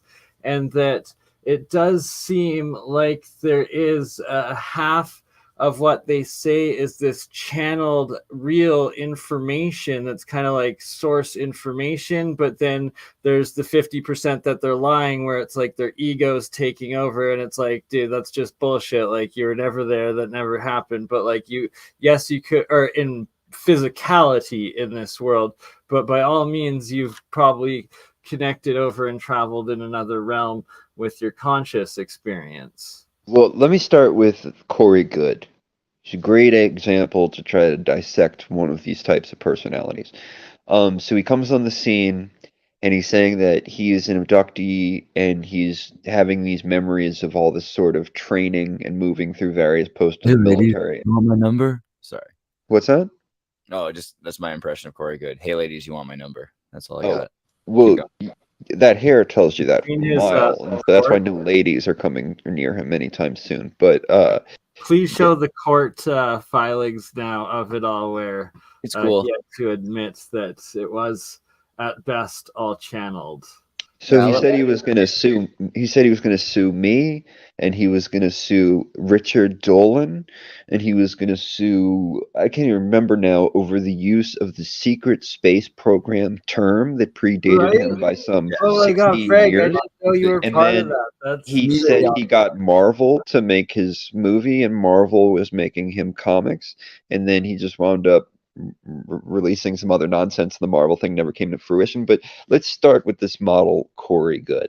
So he comes on the scene, and he's basically this interesting integration, at least to me. with my knowledge, he's got a weird sampling of like the I am Ramtha kind of hippie cult ideas and the UFO contactee experiencer kind of stuff. And then he's blurting out random stuff about military connections and other high profile connections. He's using like a tenth of the words he's using are based on actual other people's real information. So like precisely. So his abduction tales and everything are directly a retelling of other people's stories, but with new actually creative elements. But that takes us so far from the factual elements. We haven't had any facts now, and now we're supposed to swallow really, really bizarre information. But as he rose in power and stole thousands of people's dollars in multiple projects, he said that he was going to have them back and figure out, and became kind of a thief and a dick in the community, saying he was going to sue people for secret space program or stuff like contactee or very universal ufology And language. wasn't this after there was that whole like series of yearly conferences called the Secret Space Program? Right. Well, it was the Super Soldier, Summit. And so the Super Soldier Summit would happen once a year. And I was invited one, and I began preparing a speech and stuff. And then they got really shady about, actually, we can't pay for you to get out here. We can't pay for your hotel. We can't pay for anything. And by the way, and like started sort of critiquing some of my writing. It really didn't make a lot of sense to me. So that Super Soldier Summit supposedly turned into Michael Prince or Michael Casbolt, James Casbolt, excuse me, the really popular super soldier in the British mind control program circuit. That guy essentially came and mylabbed everyone in the hotel who was going to speak the next day in a black truck with some sexual abuse stuff. So apparently everybody that went to that summit was either molested or drugged or something in the middle of the night. And then, I watched some of the stuff that came out of it and was glad I didn't run over there with what the WF? Well, like a lot of this would just be made up by people who want attention in the super soldier field, as is everything. So when I took these people alone into my own group on Facebook for years to try to figure out, it was sadly a lot of mental illness. There was a lot of legitimate connection to abduction type phenomenon with some of these people that I would get more and more clarification that they were unaware of popular abduction books or anything about the field, but were giving me information convinced that they're part of some time warping super soldier program or whatever, but that would be legitimate as far as abduction researcher would line up with any other case I have is legit and maybe not even stolen. Maybe legitimately happened to them or their parents, usually a generational thing. But then it was so convoluted between everyone pawing for money or attention or whatever they tried to get out of the super soldier program, super soldier study, which was hardly born. It was ran by like two people who wanted to steal everyone else's money, and then they had a falling out or whatever. So it's really a bunch of nonsense, and you can ignore it. But it had real interesting blending of somebody would tell me an alien story, then they'd tell me their super soldier, their father was in Vietnam, and then they were taken as the second step of the super soldier or whatever, and this whole complicated thing. And they'd say some red herring. But could it be maybe post like MK Ultra if they're like? That's what I initially thought too. Yeah. Mm-hmm. I think there was a very small third portion that was just the product of it being like schizophrenic sort of mental illness. That was the 50% that I was saying, just mostly have behavioral problems or whatever. So for my interactions with a lot of good schizophrenic friends of mine, but like full diagnosed schizophrenia, and usually they're the most talented artists of all, and like all of my best masterpieces are done by artist friends that do suffer from that. But it seems like dementia is, we call it dementia, but it's dimensional, where your consciousness exists in both this dimension and another dimension simultaneously, and they're bringing that back in with them, and that essentially the other voices that these schizophrenics' minds hear could potentially be these other dimensional entities coming in and the parasitic like hijacks or something like that to some degree. So if you know, like, James Rink is, or if you happen to know, James Rink is the most popular known YouTuber to relate at all to the Super Soldier program. So he's had all of them on his show, Super Soldier Talk. And I became friends with him at some juncture. He's a nice kid, okay? But there's a lot of loose nuts and bolts in the people he interviews. And he kind of freely lets everyone in the door. And so he's talking to everyone seriously, like they have these experiences or memories. And half of them are cutting in and out with insane bullshit. And half of them are so eager to finally be on a show where they can talk. You know, they're just trying to get their whole story in there. And it gets very convoluted. Anyone that I thought was a good person that might just have some mental screws loose, but that were doing something constructive. They were trying to write about their experiences. They were artists who would try to express themselves in that way. I would try to give them a little more of a platform and put them on as someone that I kind of supported, you know, and I wanted them to have friends or just whatever.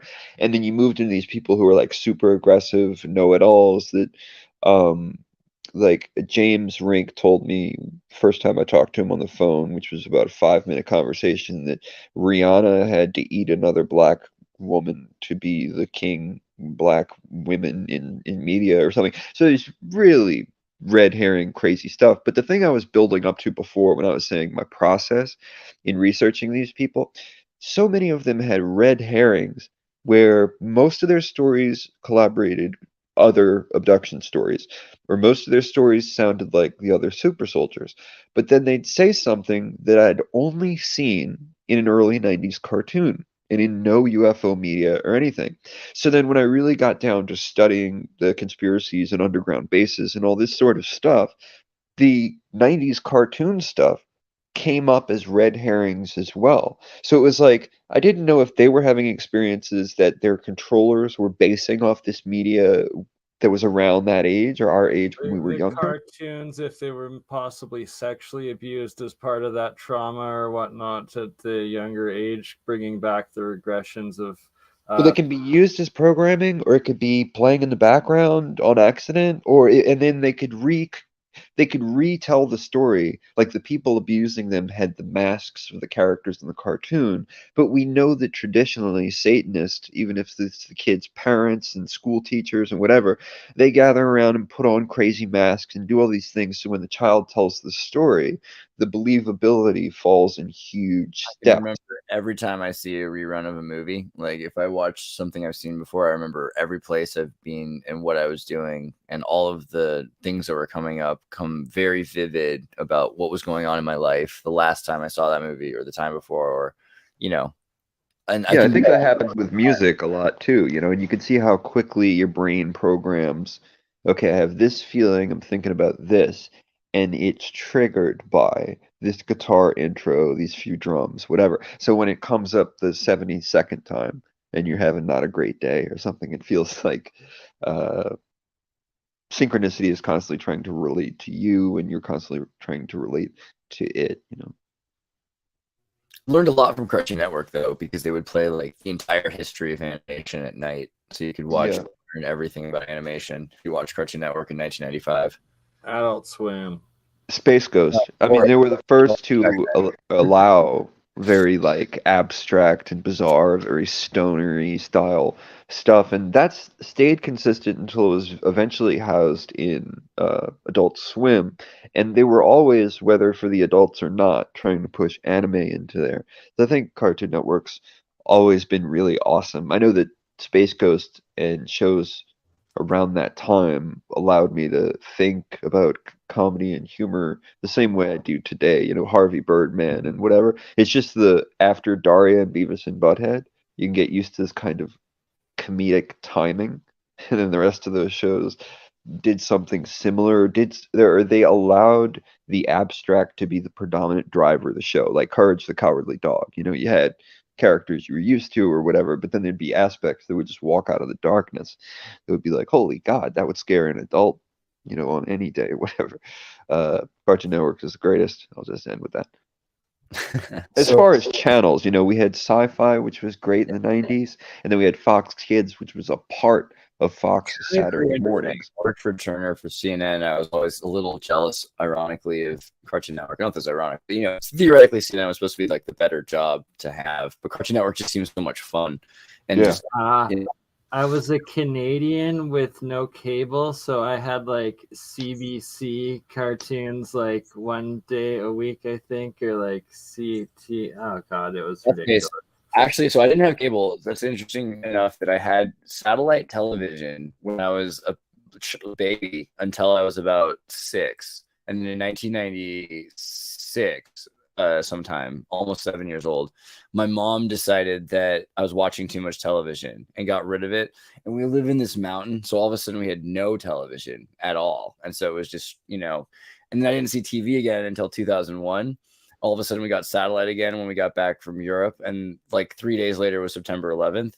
So it was really crazy. Like September 9th or 8th, we started You watching. only got it back to see the broadcast, Yeah, that's what it felt like. It felt like it really did. And there was this thing called Much Music USA, which is better I do remember the raccoons, Mo Sampson. I do. God. That happened to Maynard, where that happened to Maynard for that whole same part of his life that was a part of your life. And essentially, he came home one day and the TV didn't work, and his dad just said, "Let's do other stuff." And they did a lot of outdoor stuff. I was gonna say, like, I actually spent a lot of time outdoors as a kid because of not having that cable, going out to the family ranch in the mountains in the summers and playing in the creeks at the Baba and Jeddas, the Russian farmers in the East Canada prairies. But that's what gives you so much power today. That's what allows your attention span today. You can go back to a place where it wasn't possible to fizzle off into something. So you were actively listening and talking and nurturing the people around you, and then going into your own time and thinking about things in the world and whatever. And there wasn't this thing that could keep needing you, that could keep asking you, hey, we represent 300 people in your life, and one of them right now needs to talk shit about something or whatever. You just don't have that. And you don't have this thing constantly like, have people liked, or are they liking my content on social media? Are they approving of my jokes? All this other added self-esteem crap that just shouldn't be there as far as your way to relate to the world or people, for God's sake. So if I may, I'd like... I was going to read the super chat. King Mark says, version. When I heard that weather balloons were now UFOs, I think the work is done. Love and peace. I was going to say also on that, it's kind of like Don Quixote. Like on one level, I think Shane was saying this. It reminded him of chasing windmills. I mean, on the Occam's razor, people are now looking for demons everywhere, even in balloons, or it's just really real and we're downplaying it. But yeah, you were just sorry. Yeah, so one thing, Frank, I think it's awesome. I wasn't aware that you've been so deep into the super soldier thing, because it's one of those, strange things where I didn't spend, hours and hours. And it's super important to critically analyze it, but then also be able to give perspective which is non-judgmental, just like you did, and actually understand what is really happening, because information is out there. And if we can piece it together and discern who is talking about what layer, who is being honest, what is channeled, what is on this plane, and all of that, what is schizophrenic, what is MK Ultra, we can get to the bottom of it, because there's something there obviously. Related to that, I posted this aerial phenomenon link, which you pulled up earlier, Andreas. I just showed this is a documentary where supposedly a UFO landed in South America, in Africa in 1994. And I was only one time in my life at a really tiny UFO conference in Germany, because there they were still sneering at this few years ago, 2019. And the special guest was one of the children who was there. And he Zimbabwe, the school? I'm sorry. Yeah. Gotcha. Yeah. Aerial phenomenon, the primary school. And he recounted his story. He also really seemed in a way that he wasn't there to be a star. He was more like, yeah, just now through this hypnosis stuff and so on, he remembered more of it, but he was there back then. And the things he talked about, how synchronistic it was that no adults were very close, the time dilation effects, how the children reacted differently, how the entities may have looked or not, how it was blurry. It just seemed very consistent with a lot of other reports from what I had learned about these instances, let's say. And he certainly didn't try to make a make a big show out of it or something. So I You just should wanna check say, out the yeah. other major school event, which was in Australia, I'm almost sure. So you get to learn about a case that's exactly like this one, except there were adults that were out seeing the children out in the like their playtime or whatever, you know? So then all those adults walked with the children to see the UFO. It's a very interesting compare and There's contrast. definitely one from the Soviet Union in like Siberia, Russia. I think that also happened to a whole school, and like the teacher went and saw it. But Supposedly, like soldiers, Russian soldiers were frozen to a wooden like substance when they went to investigate something that's kind of in the area of where the giant meteor landed the same night that Tunguska or Tunguska, yeah, which is like the same night that Rasputin did some Crowley like ritual, and he got a. Nikola Tesla was working on the tower, and it's the same longitude, right, as the island that they were. That's so bizarre. So there's some conspiracy that actually it was either an accident that it was supposed to hit somewhere else, or that somehow at the last minute it was intentionally moved in order to hit Tunguska, and then we went to kind of, you know, the kind of guy who robs you and then helps you look for it kind of thing. Like we went and helped the Russians. Right. Whoa, look at all these microwave from the inside out moose and elk. What happened here? You know, kind of. Yeah. So I'd like to mention two small more bits. So one is just an anecdote, you know, believe what you will or what you may, but a very good friend of mine, together with another friend I also know, when they were teenagers or adults even, they were in the forest or outside somewhere close to a house. And actually, and I have 0% reason to assume they would be lying or obfuscating this in any form. They say both they saw a UFO or whatever thing up to like 100-meter close, like kind of on top of them, you know, and of course trying to pull out their phones, which then, you know, they forgot about it or wanted to get the parent and it just arrived late and then the thing zipped away. But yeah, where I'm like, yeah, there is no psychosis explanation, there is no aggrandizement explanation, and there are too many cases of these and other things happening that I'm like, if we can analyze it the way you talked about, Frank, we can discern it and we can find out what's really there, you know, and who's inside of it, how many versions of it are there. So, but this is only possible if we're able to. Aliens, right? There's only undocumented workers, or what do we call these guys? Because you can't call them aliens. That sounds wrong. Maybe demon is the word because it's so racist. The Greys, you dicker gerbs. Let's take it to a real place. We're externalizing evil, right? And it's like we're saying that this is always external, but it might be that this is interdimensional, that this is part of us, that there's something that's here, that's, you know, it's from the future, the past, or but it's here. I don't go down that road entirely. Because when you just study abduction cases by themselves and you cut off contactees and experiencers, just abductees, they seem to recall a story that's very, very physical. You know, I hit my leg on this dresser, I was phased through a wall, things like that, that, you know, the cats or dogs in their house will see or bark at, whatever. I think there's a much more physical nature than the camp of it's just a spiritual phenomenon, it's just demons or whatever. Also because they employ these physical ships that can be seen going from place to place, and those are the same ships that abduct people at the side of, you know, 40-story buildings and things like that. But with experiencers and contactees, I think you see a lot of they choose to interact with their spiritual world. They choose to interact with angels or aliens or whatever it is, and they may be communicating with some other entity, whatever, but it's something entirely mental. Whereas these cases, they have the physical symptoms. I'm stuck. I can't move. I'm looking around, but I can't move anywhere. These dudes are going around my house or whatever. Lights are vastly changing. I can't remember here, but then the dudes are on the ship with me, and they do this and that and all these specific things they may do to them on the ship related to reproduction and cloning and stuff like that. They'll explain anything to the people from we're in trouble to they're in trouble and they need to make more genetic hybrids to continue their race. The other argument is we're going to nuke ourselves to death, so they need to have some kind of way to reproduce humans at all if needed. I'm so sorry. There were questions asked in there, please. Oh, yeah. Sorry. No, go ahead. I'm sorry. I was thinking with the insects and cockroaches and all this stuff. Okay, so nuking cockroaches, they're gonna make it. You know what I mean? So first off, insectoid super soldiers are the way to go.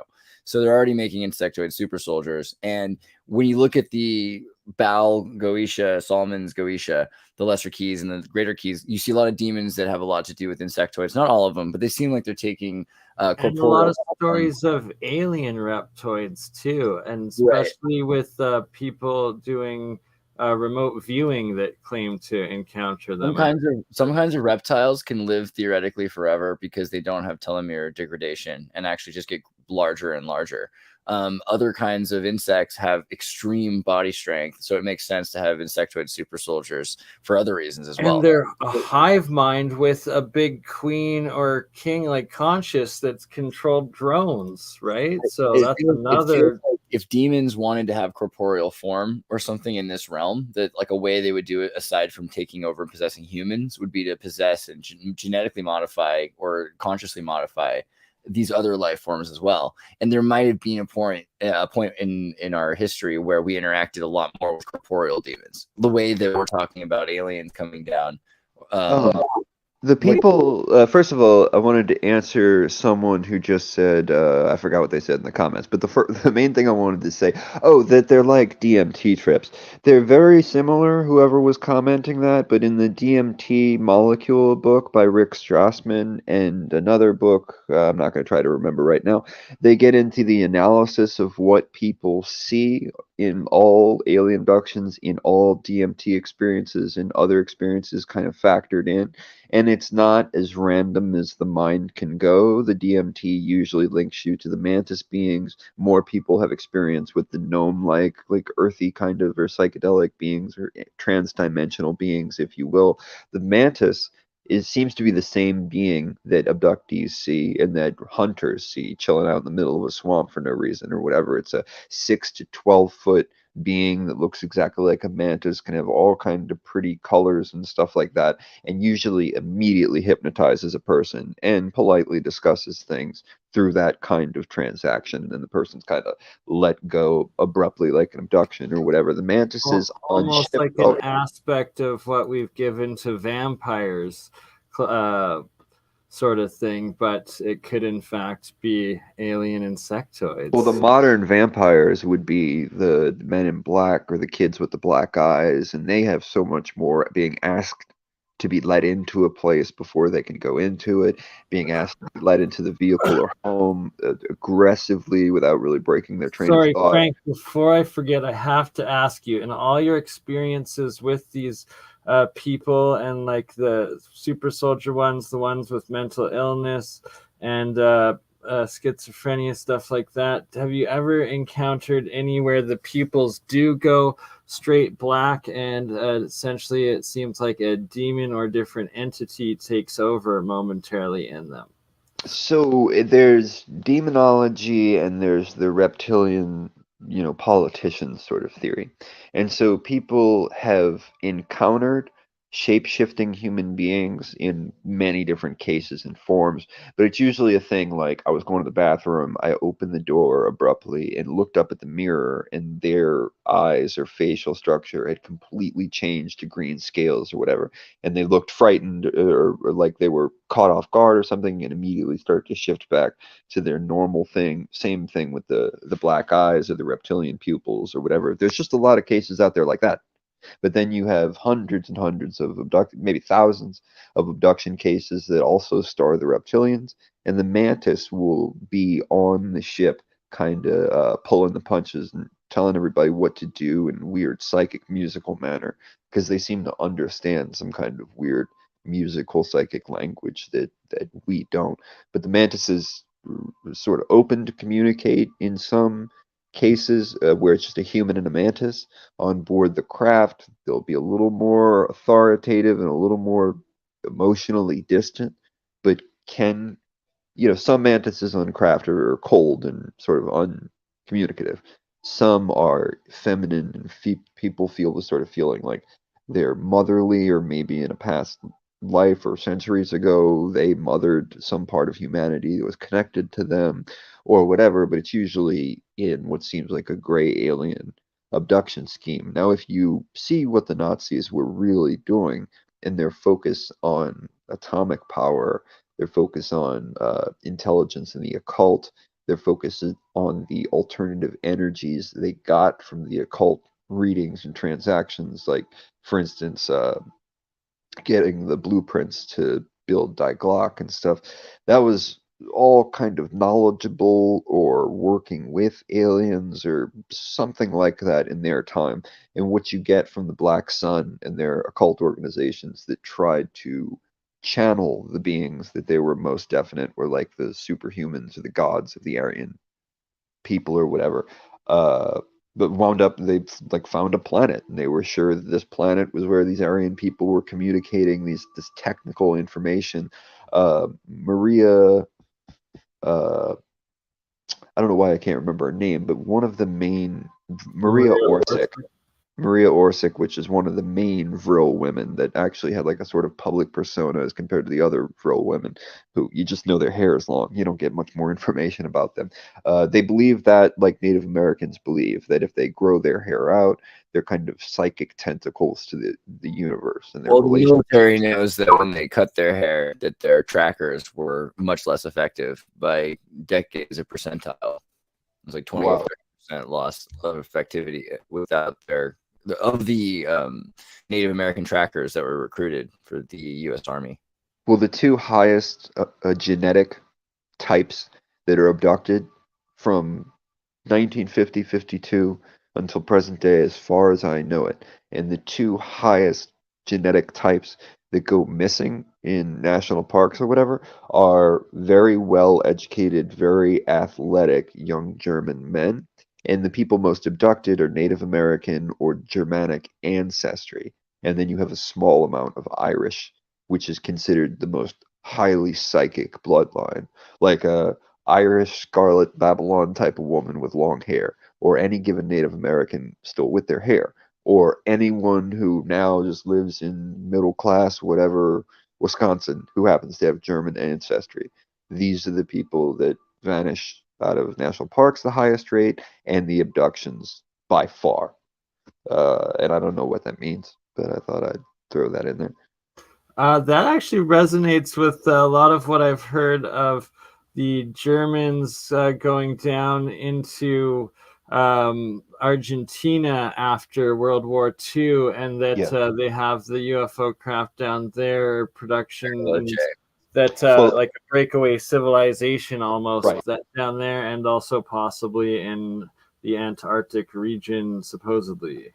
Houses in Argentina cost like a tenth as much to live in as almost any place else. But if you go to Bariloche, Argentina, it's like $30 million to buy a house. So if there's something Argentina kind of took in Hitler and a few other higher guys. Most of the higher intelligence types guys were given a bunch of money, all the resources they could ask for, and sent back to Germany in order to spy on Russia during the Cold War. Now, Russia was saying, let's not give Germany, that caused 2 fucking world wars, let's not give them any bigger weapons or any real stuff that could mutilate other countries. Let's just kind of let them go at their own pace. Suddenly we're funneling tons of money through the Nazis into West Germany. The problem that's exploding right now is Germany saying they're going to go fight in Ukraine. And so what bigger slap to the face, besides a couple of other slaps, are we communicating to Russia? I mean, if they said, let's not get these guys out of with Nazis on their borders killing their people all over again. It's absolutely insanity. Yeah. Sometimes a lot of those German kids are the same German kids who used to protest about children making their Nikes. So you don't know. I mean, there's some good Germans out there. Trust me, it might work out.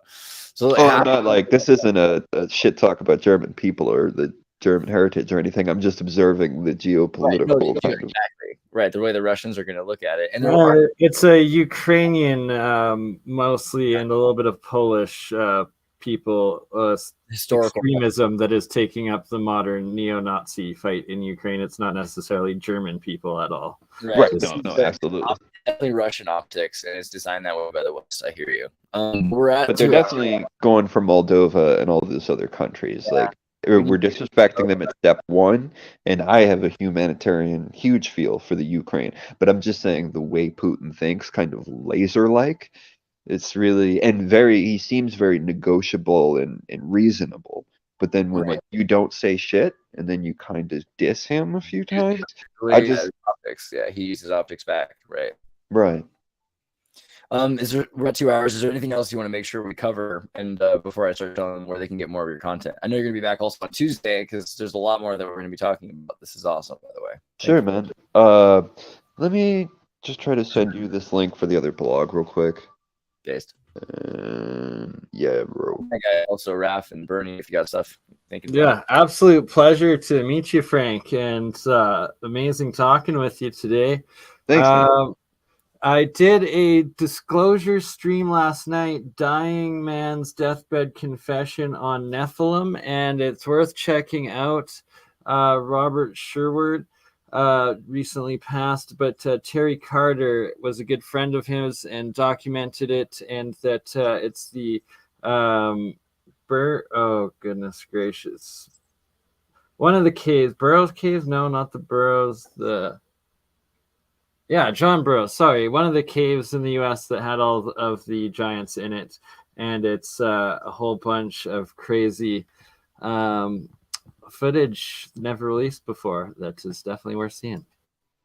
Yeah, that sounds really interesting, man. I'm gonna check that out. Did you find the link? No, I'm working on it. My silly browser. Raph, what you got? Oh, you can just show my YouTube channel, I guess, is the easiest. Okay. I was also gonna just look at Super Soldiers for a second, just be like, the Cone Man, that could be us, you know. Super Soldier Gallery. 26. Act like 26. The greatest YouTube channel this side of the Mississippi. Yeah, so definitely check out the recent David Ewing interview about the greatest Buddha Amida. And if you say it fast enough, you'll already see where this goes. So this is interesting also, Frank, because you mentioned with the whole, paperclip and war situation. Yeah. It's really, I mean, every side is effed up, it seems, and there's so many people dying everywhere. This is interesting with the Amida thing, because this seems to be, let's say, showing how potentially also modern Buddhism and Hinduism has been forged out of some kind of a proto-Quranic thing. And if we consider that angle, it also makes the whole world wars, where probably, no party is truly innocent.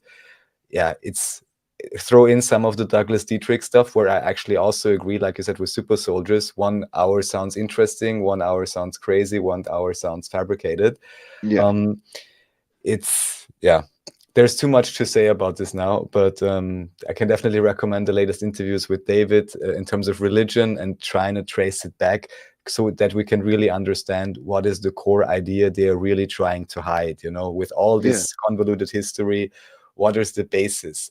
And it really seems, just like Andreas, with Tartarinova, that there was some kind of a more unified religion, culture, civilization, potentially somewhat more advanced, and because the current system is envious of it, they do everything to obfuscate it, to give everyone their own fake backstory and so on, just so we don't notice. So yeah, that's what it seems like. Oh no, we lost. Oh man, right as I got the article for him. Hold on. We'll also wait for a second because I know he's going to show this. But this Come back, Frank. Come back. In the meantime, you can check out alieninmywindow.blogspot, which is Frank's newer blog. He's had so many over the years. You guys, I've been following this guy for over 10 years. And there he is. 1 second. We'll bring you back in. Yeah, we're just showing off, Sci Library, but then we went to alieninmywindow.blogspot, and this is the post you were sharing. Oh, okay, cool. Raphael, I'm sorry, man. I left for a second with some link confusion. Yeah, so I just wanted to give you the Frank Zero Journal of an Alien Mind. This probably isn't a good entry to start on, but I was trying to give you a link. If you just click on Frank Zero at the top, you can see an array of different articles that get into the World Economic Forum and, I don't know, Elon Musk and Neuralink and Technocracy. There's a lot about Klaus Schwab, things of this nature. But it's also now just kind of my main blog. I think I filled up the other 12 too much. I just want to have different categories, you know, like I have so much stuff, so I at least want to give people a chance to pick from a major category, kind of get where they want to go first before they just emerge into my rambling. But well, I look forward to Tuesday. I know there's going to be just way more, and Eddie's going to have a lot to ask and talk about as well, because I know he loves your research as well. He's excited. If you get me and Eddie together, we, could ramble forever. And there's just so much interesting stuff about the real world, about the cartoon world, that I don't think that would make sense to people, but I don't think they know it all, Well, you'll also love comments for that reason, because Paranoid American, he talks a lot about Disney and how Fantasia was the perfect ritual manifestation to bring to life the Disney world and make it immortal in a lot of ways. And I think he'll be a fun person to tie that into as well. Yeah, definitely, man. But yeah, also guys, just want to say again, make sure you check out Act Like You Know 26, because Raphael put out some really amazing stuff. And this talk with David Ewing Jr., stuff that's not on my channel. So if you want even the next stuff up on If you can share the last link I sent, just because someone recently said I should promote it on your show again. It's a short documentary. The last link I've sent in chat. It's called the virus of alienation, exactly. And it just features, our beloved Yuval Noah Harari and some other stuff from WEF, and kind of talking about, let's say, the population agenda and putting it into some perspective. Yeah. So, with some interesting information to anyone who's interested in these kind of elite ways of thinking. Send this to your mom and your dad. Oh, Frank's back. There we go. Wait. Frank, send this to your mom. Everybody send this to your mom. Make sure your mom knows about the depopulation plan. I saw someone with a banner over the highway during the traffic jam. I almost want to drive. There it is. If you don't mind putting one together with Frank and Paranoid American and myself, I've been talking with him a little bit, and we need to do an episode together. So I think that'd be a perfect match right there. And of course, Raphael, you are welcome to join. Let's do more. Let's do more time. It's becoming an XIRTUS thing that we need to do more. We have to be talking about this stuff anyway. But guys, also let me just reiterate: go to Frank's blog. I just went back to it 1 second. alieninmywindow.blogspot, and check out his information on Neuralink and alien abduction. But this actually looks cool, the Outer Limits thing, because I really like Outer Limits, and I think it's underrated, and people don't realize how freaking crazy the Outer Limits show is compared to Twilight Zone. Even it's just way more video wave demons. I think CBC had Outer Limits back in the day. It was like Friday night X-Files and Outer Limits, or maybe that was CTV. I did have it, I know that, and it was epic. It was a marvelous. That's awesome. There's a lot of contactee kind of aliens giving instructions to bring them to this world, kind of shooting off the Christopher Knowles blog from forever ago, where he was noticing this in a lot of Kirby art. I would say check out Christopher Knowles's opinions and writings on Outer Limits as well. But I'm only not super happy with this entry because there's so many aliens and so much to talk about. And I really just found like 1 or 2 points and kind of threw together at the beginning of a blog. But I'd like to go through every alien episode. When you get to the 90s, you get these really punch-in-the-face reptilian sexual slavery kind of messages, and reptilians using the RFID, and almost plots like V, the series or movie, or Steven Spielberg's Invasion America. I see Outer Limits like closer to Buffy. So basically, this first episode, well, think about it. The first episode of Outer Limits, they start with a scientist who's manifesting with technology, and they make corporeal a light demon, basically a light being that's traveling through light through radio. Eventually, it becomes corporeal because of the equipment he's using. So he's manifesting something that's essentially we're thinking of as light and meditation and psychic into a physical form. And Buffy often compares the manifestation science, but also the Gestalt psychotherapy, that they're building the problems in humanity, and they're trying to conquer their own personal problems because they're not extra personal, they're not exterior. They're exercising parts of themselves. And in the X-Files, what ends up happening is you see seasons 1, 2, 3, like they're looking for the truth, and eventually you find out it's MK Ultra. At some point you find out the CIA is pretending to be aliens, and then it becomes all about the lawsuits by season 5, right? So that's it's really all turned around by Krychek, not Krychek, Krichkow in an NSA building that's functioning as DARPA for some reason. It's very confusing when you're looking at the signs in that episode.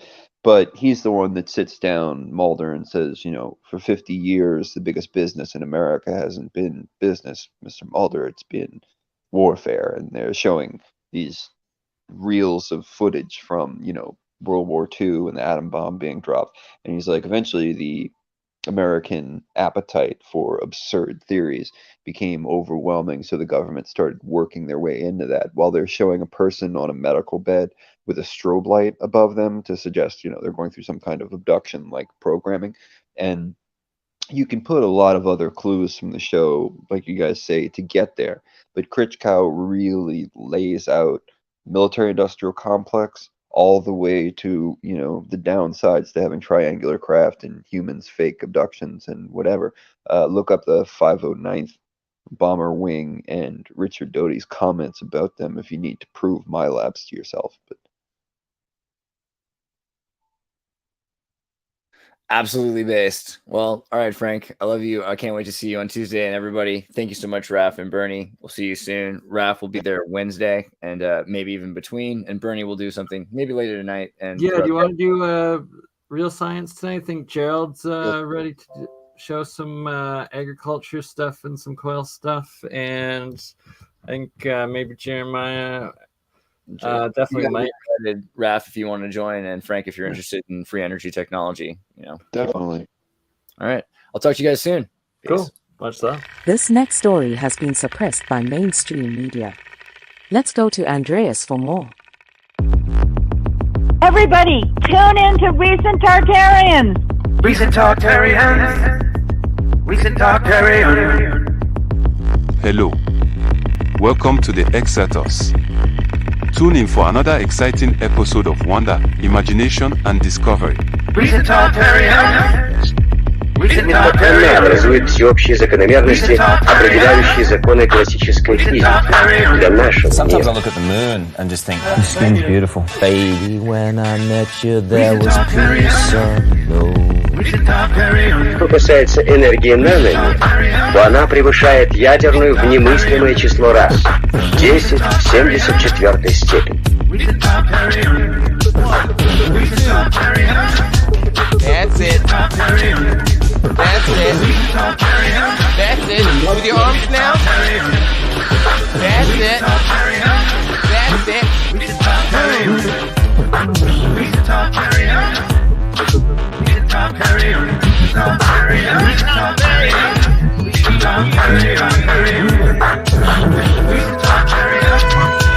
Thank you for watching XIRTUS. Keep listening. Remember, if you enjoyed the video, please follow and subscribe and share and support. It really helps. Coming up next, XIRTUS. By the way, that's gone. If you didn't record that, that's gone forever. It's gone.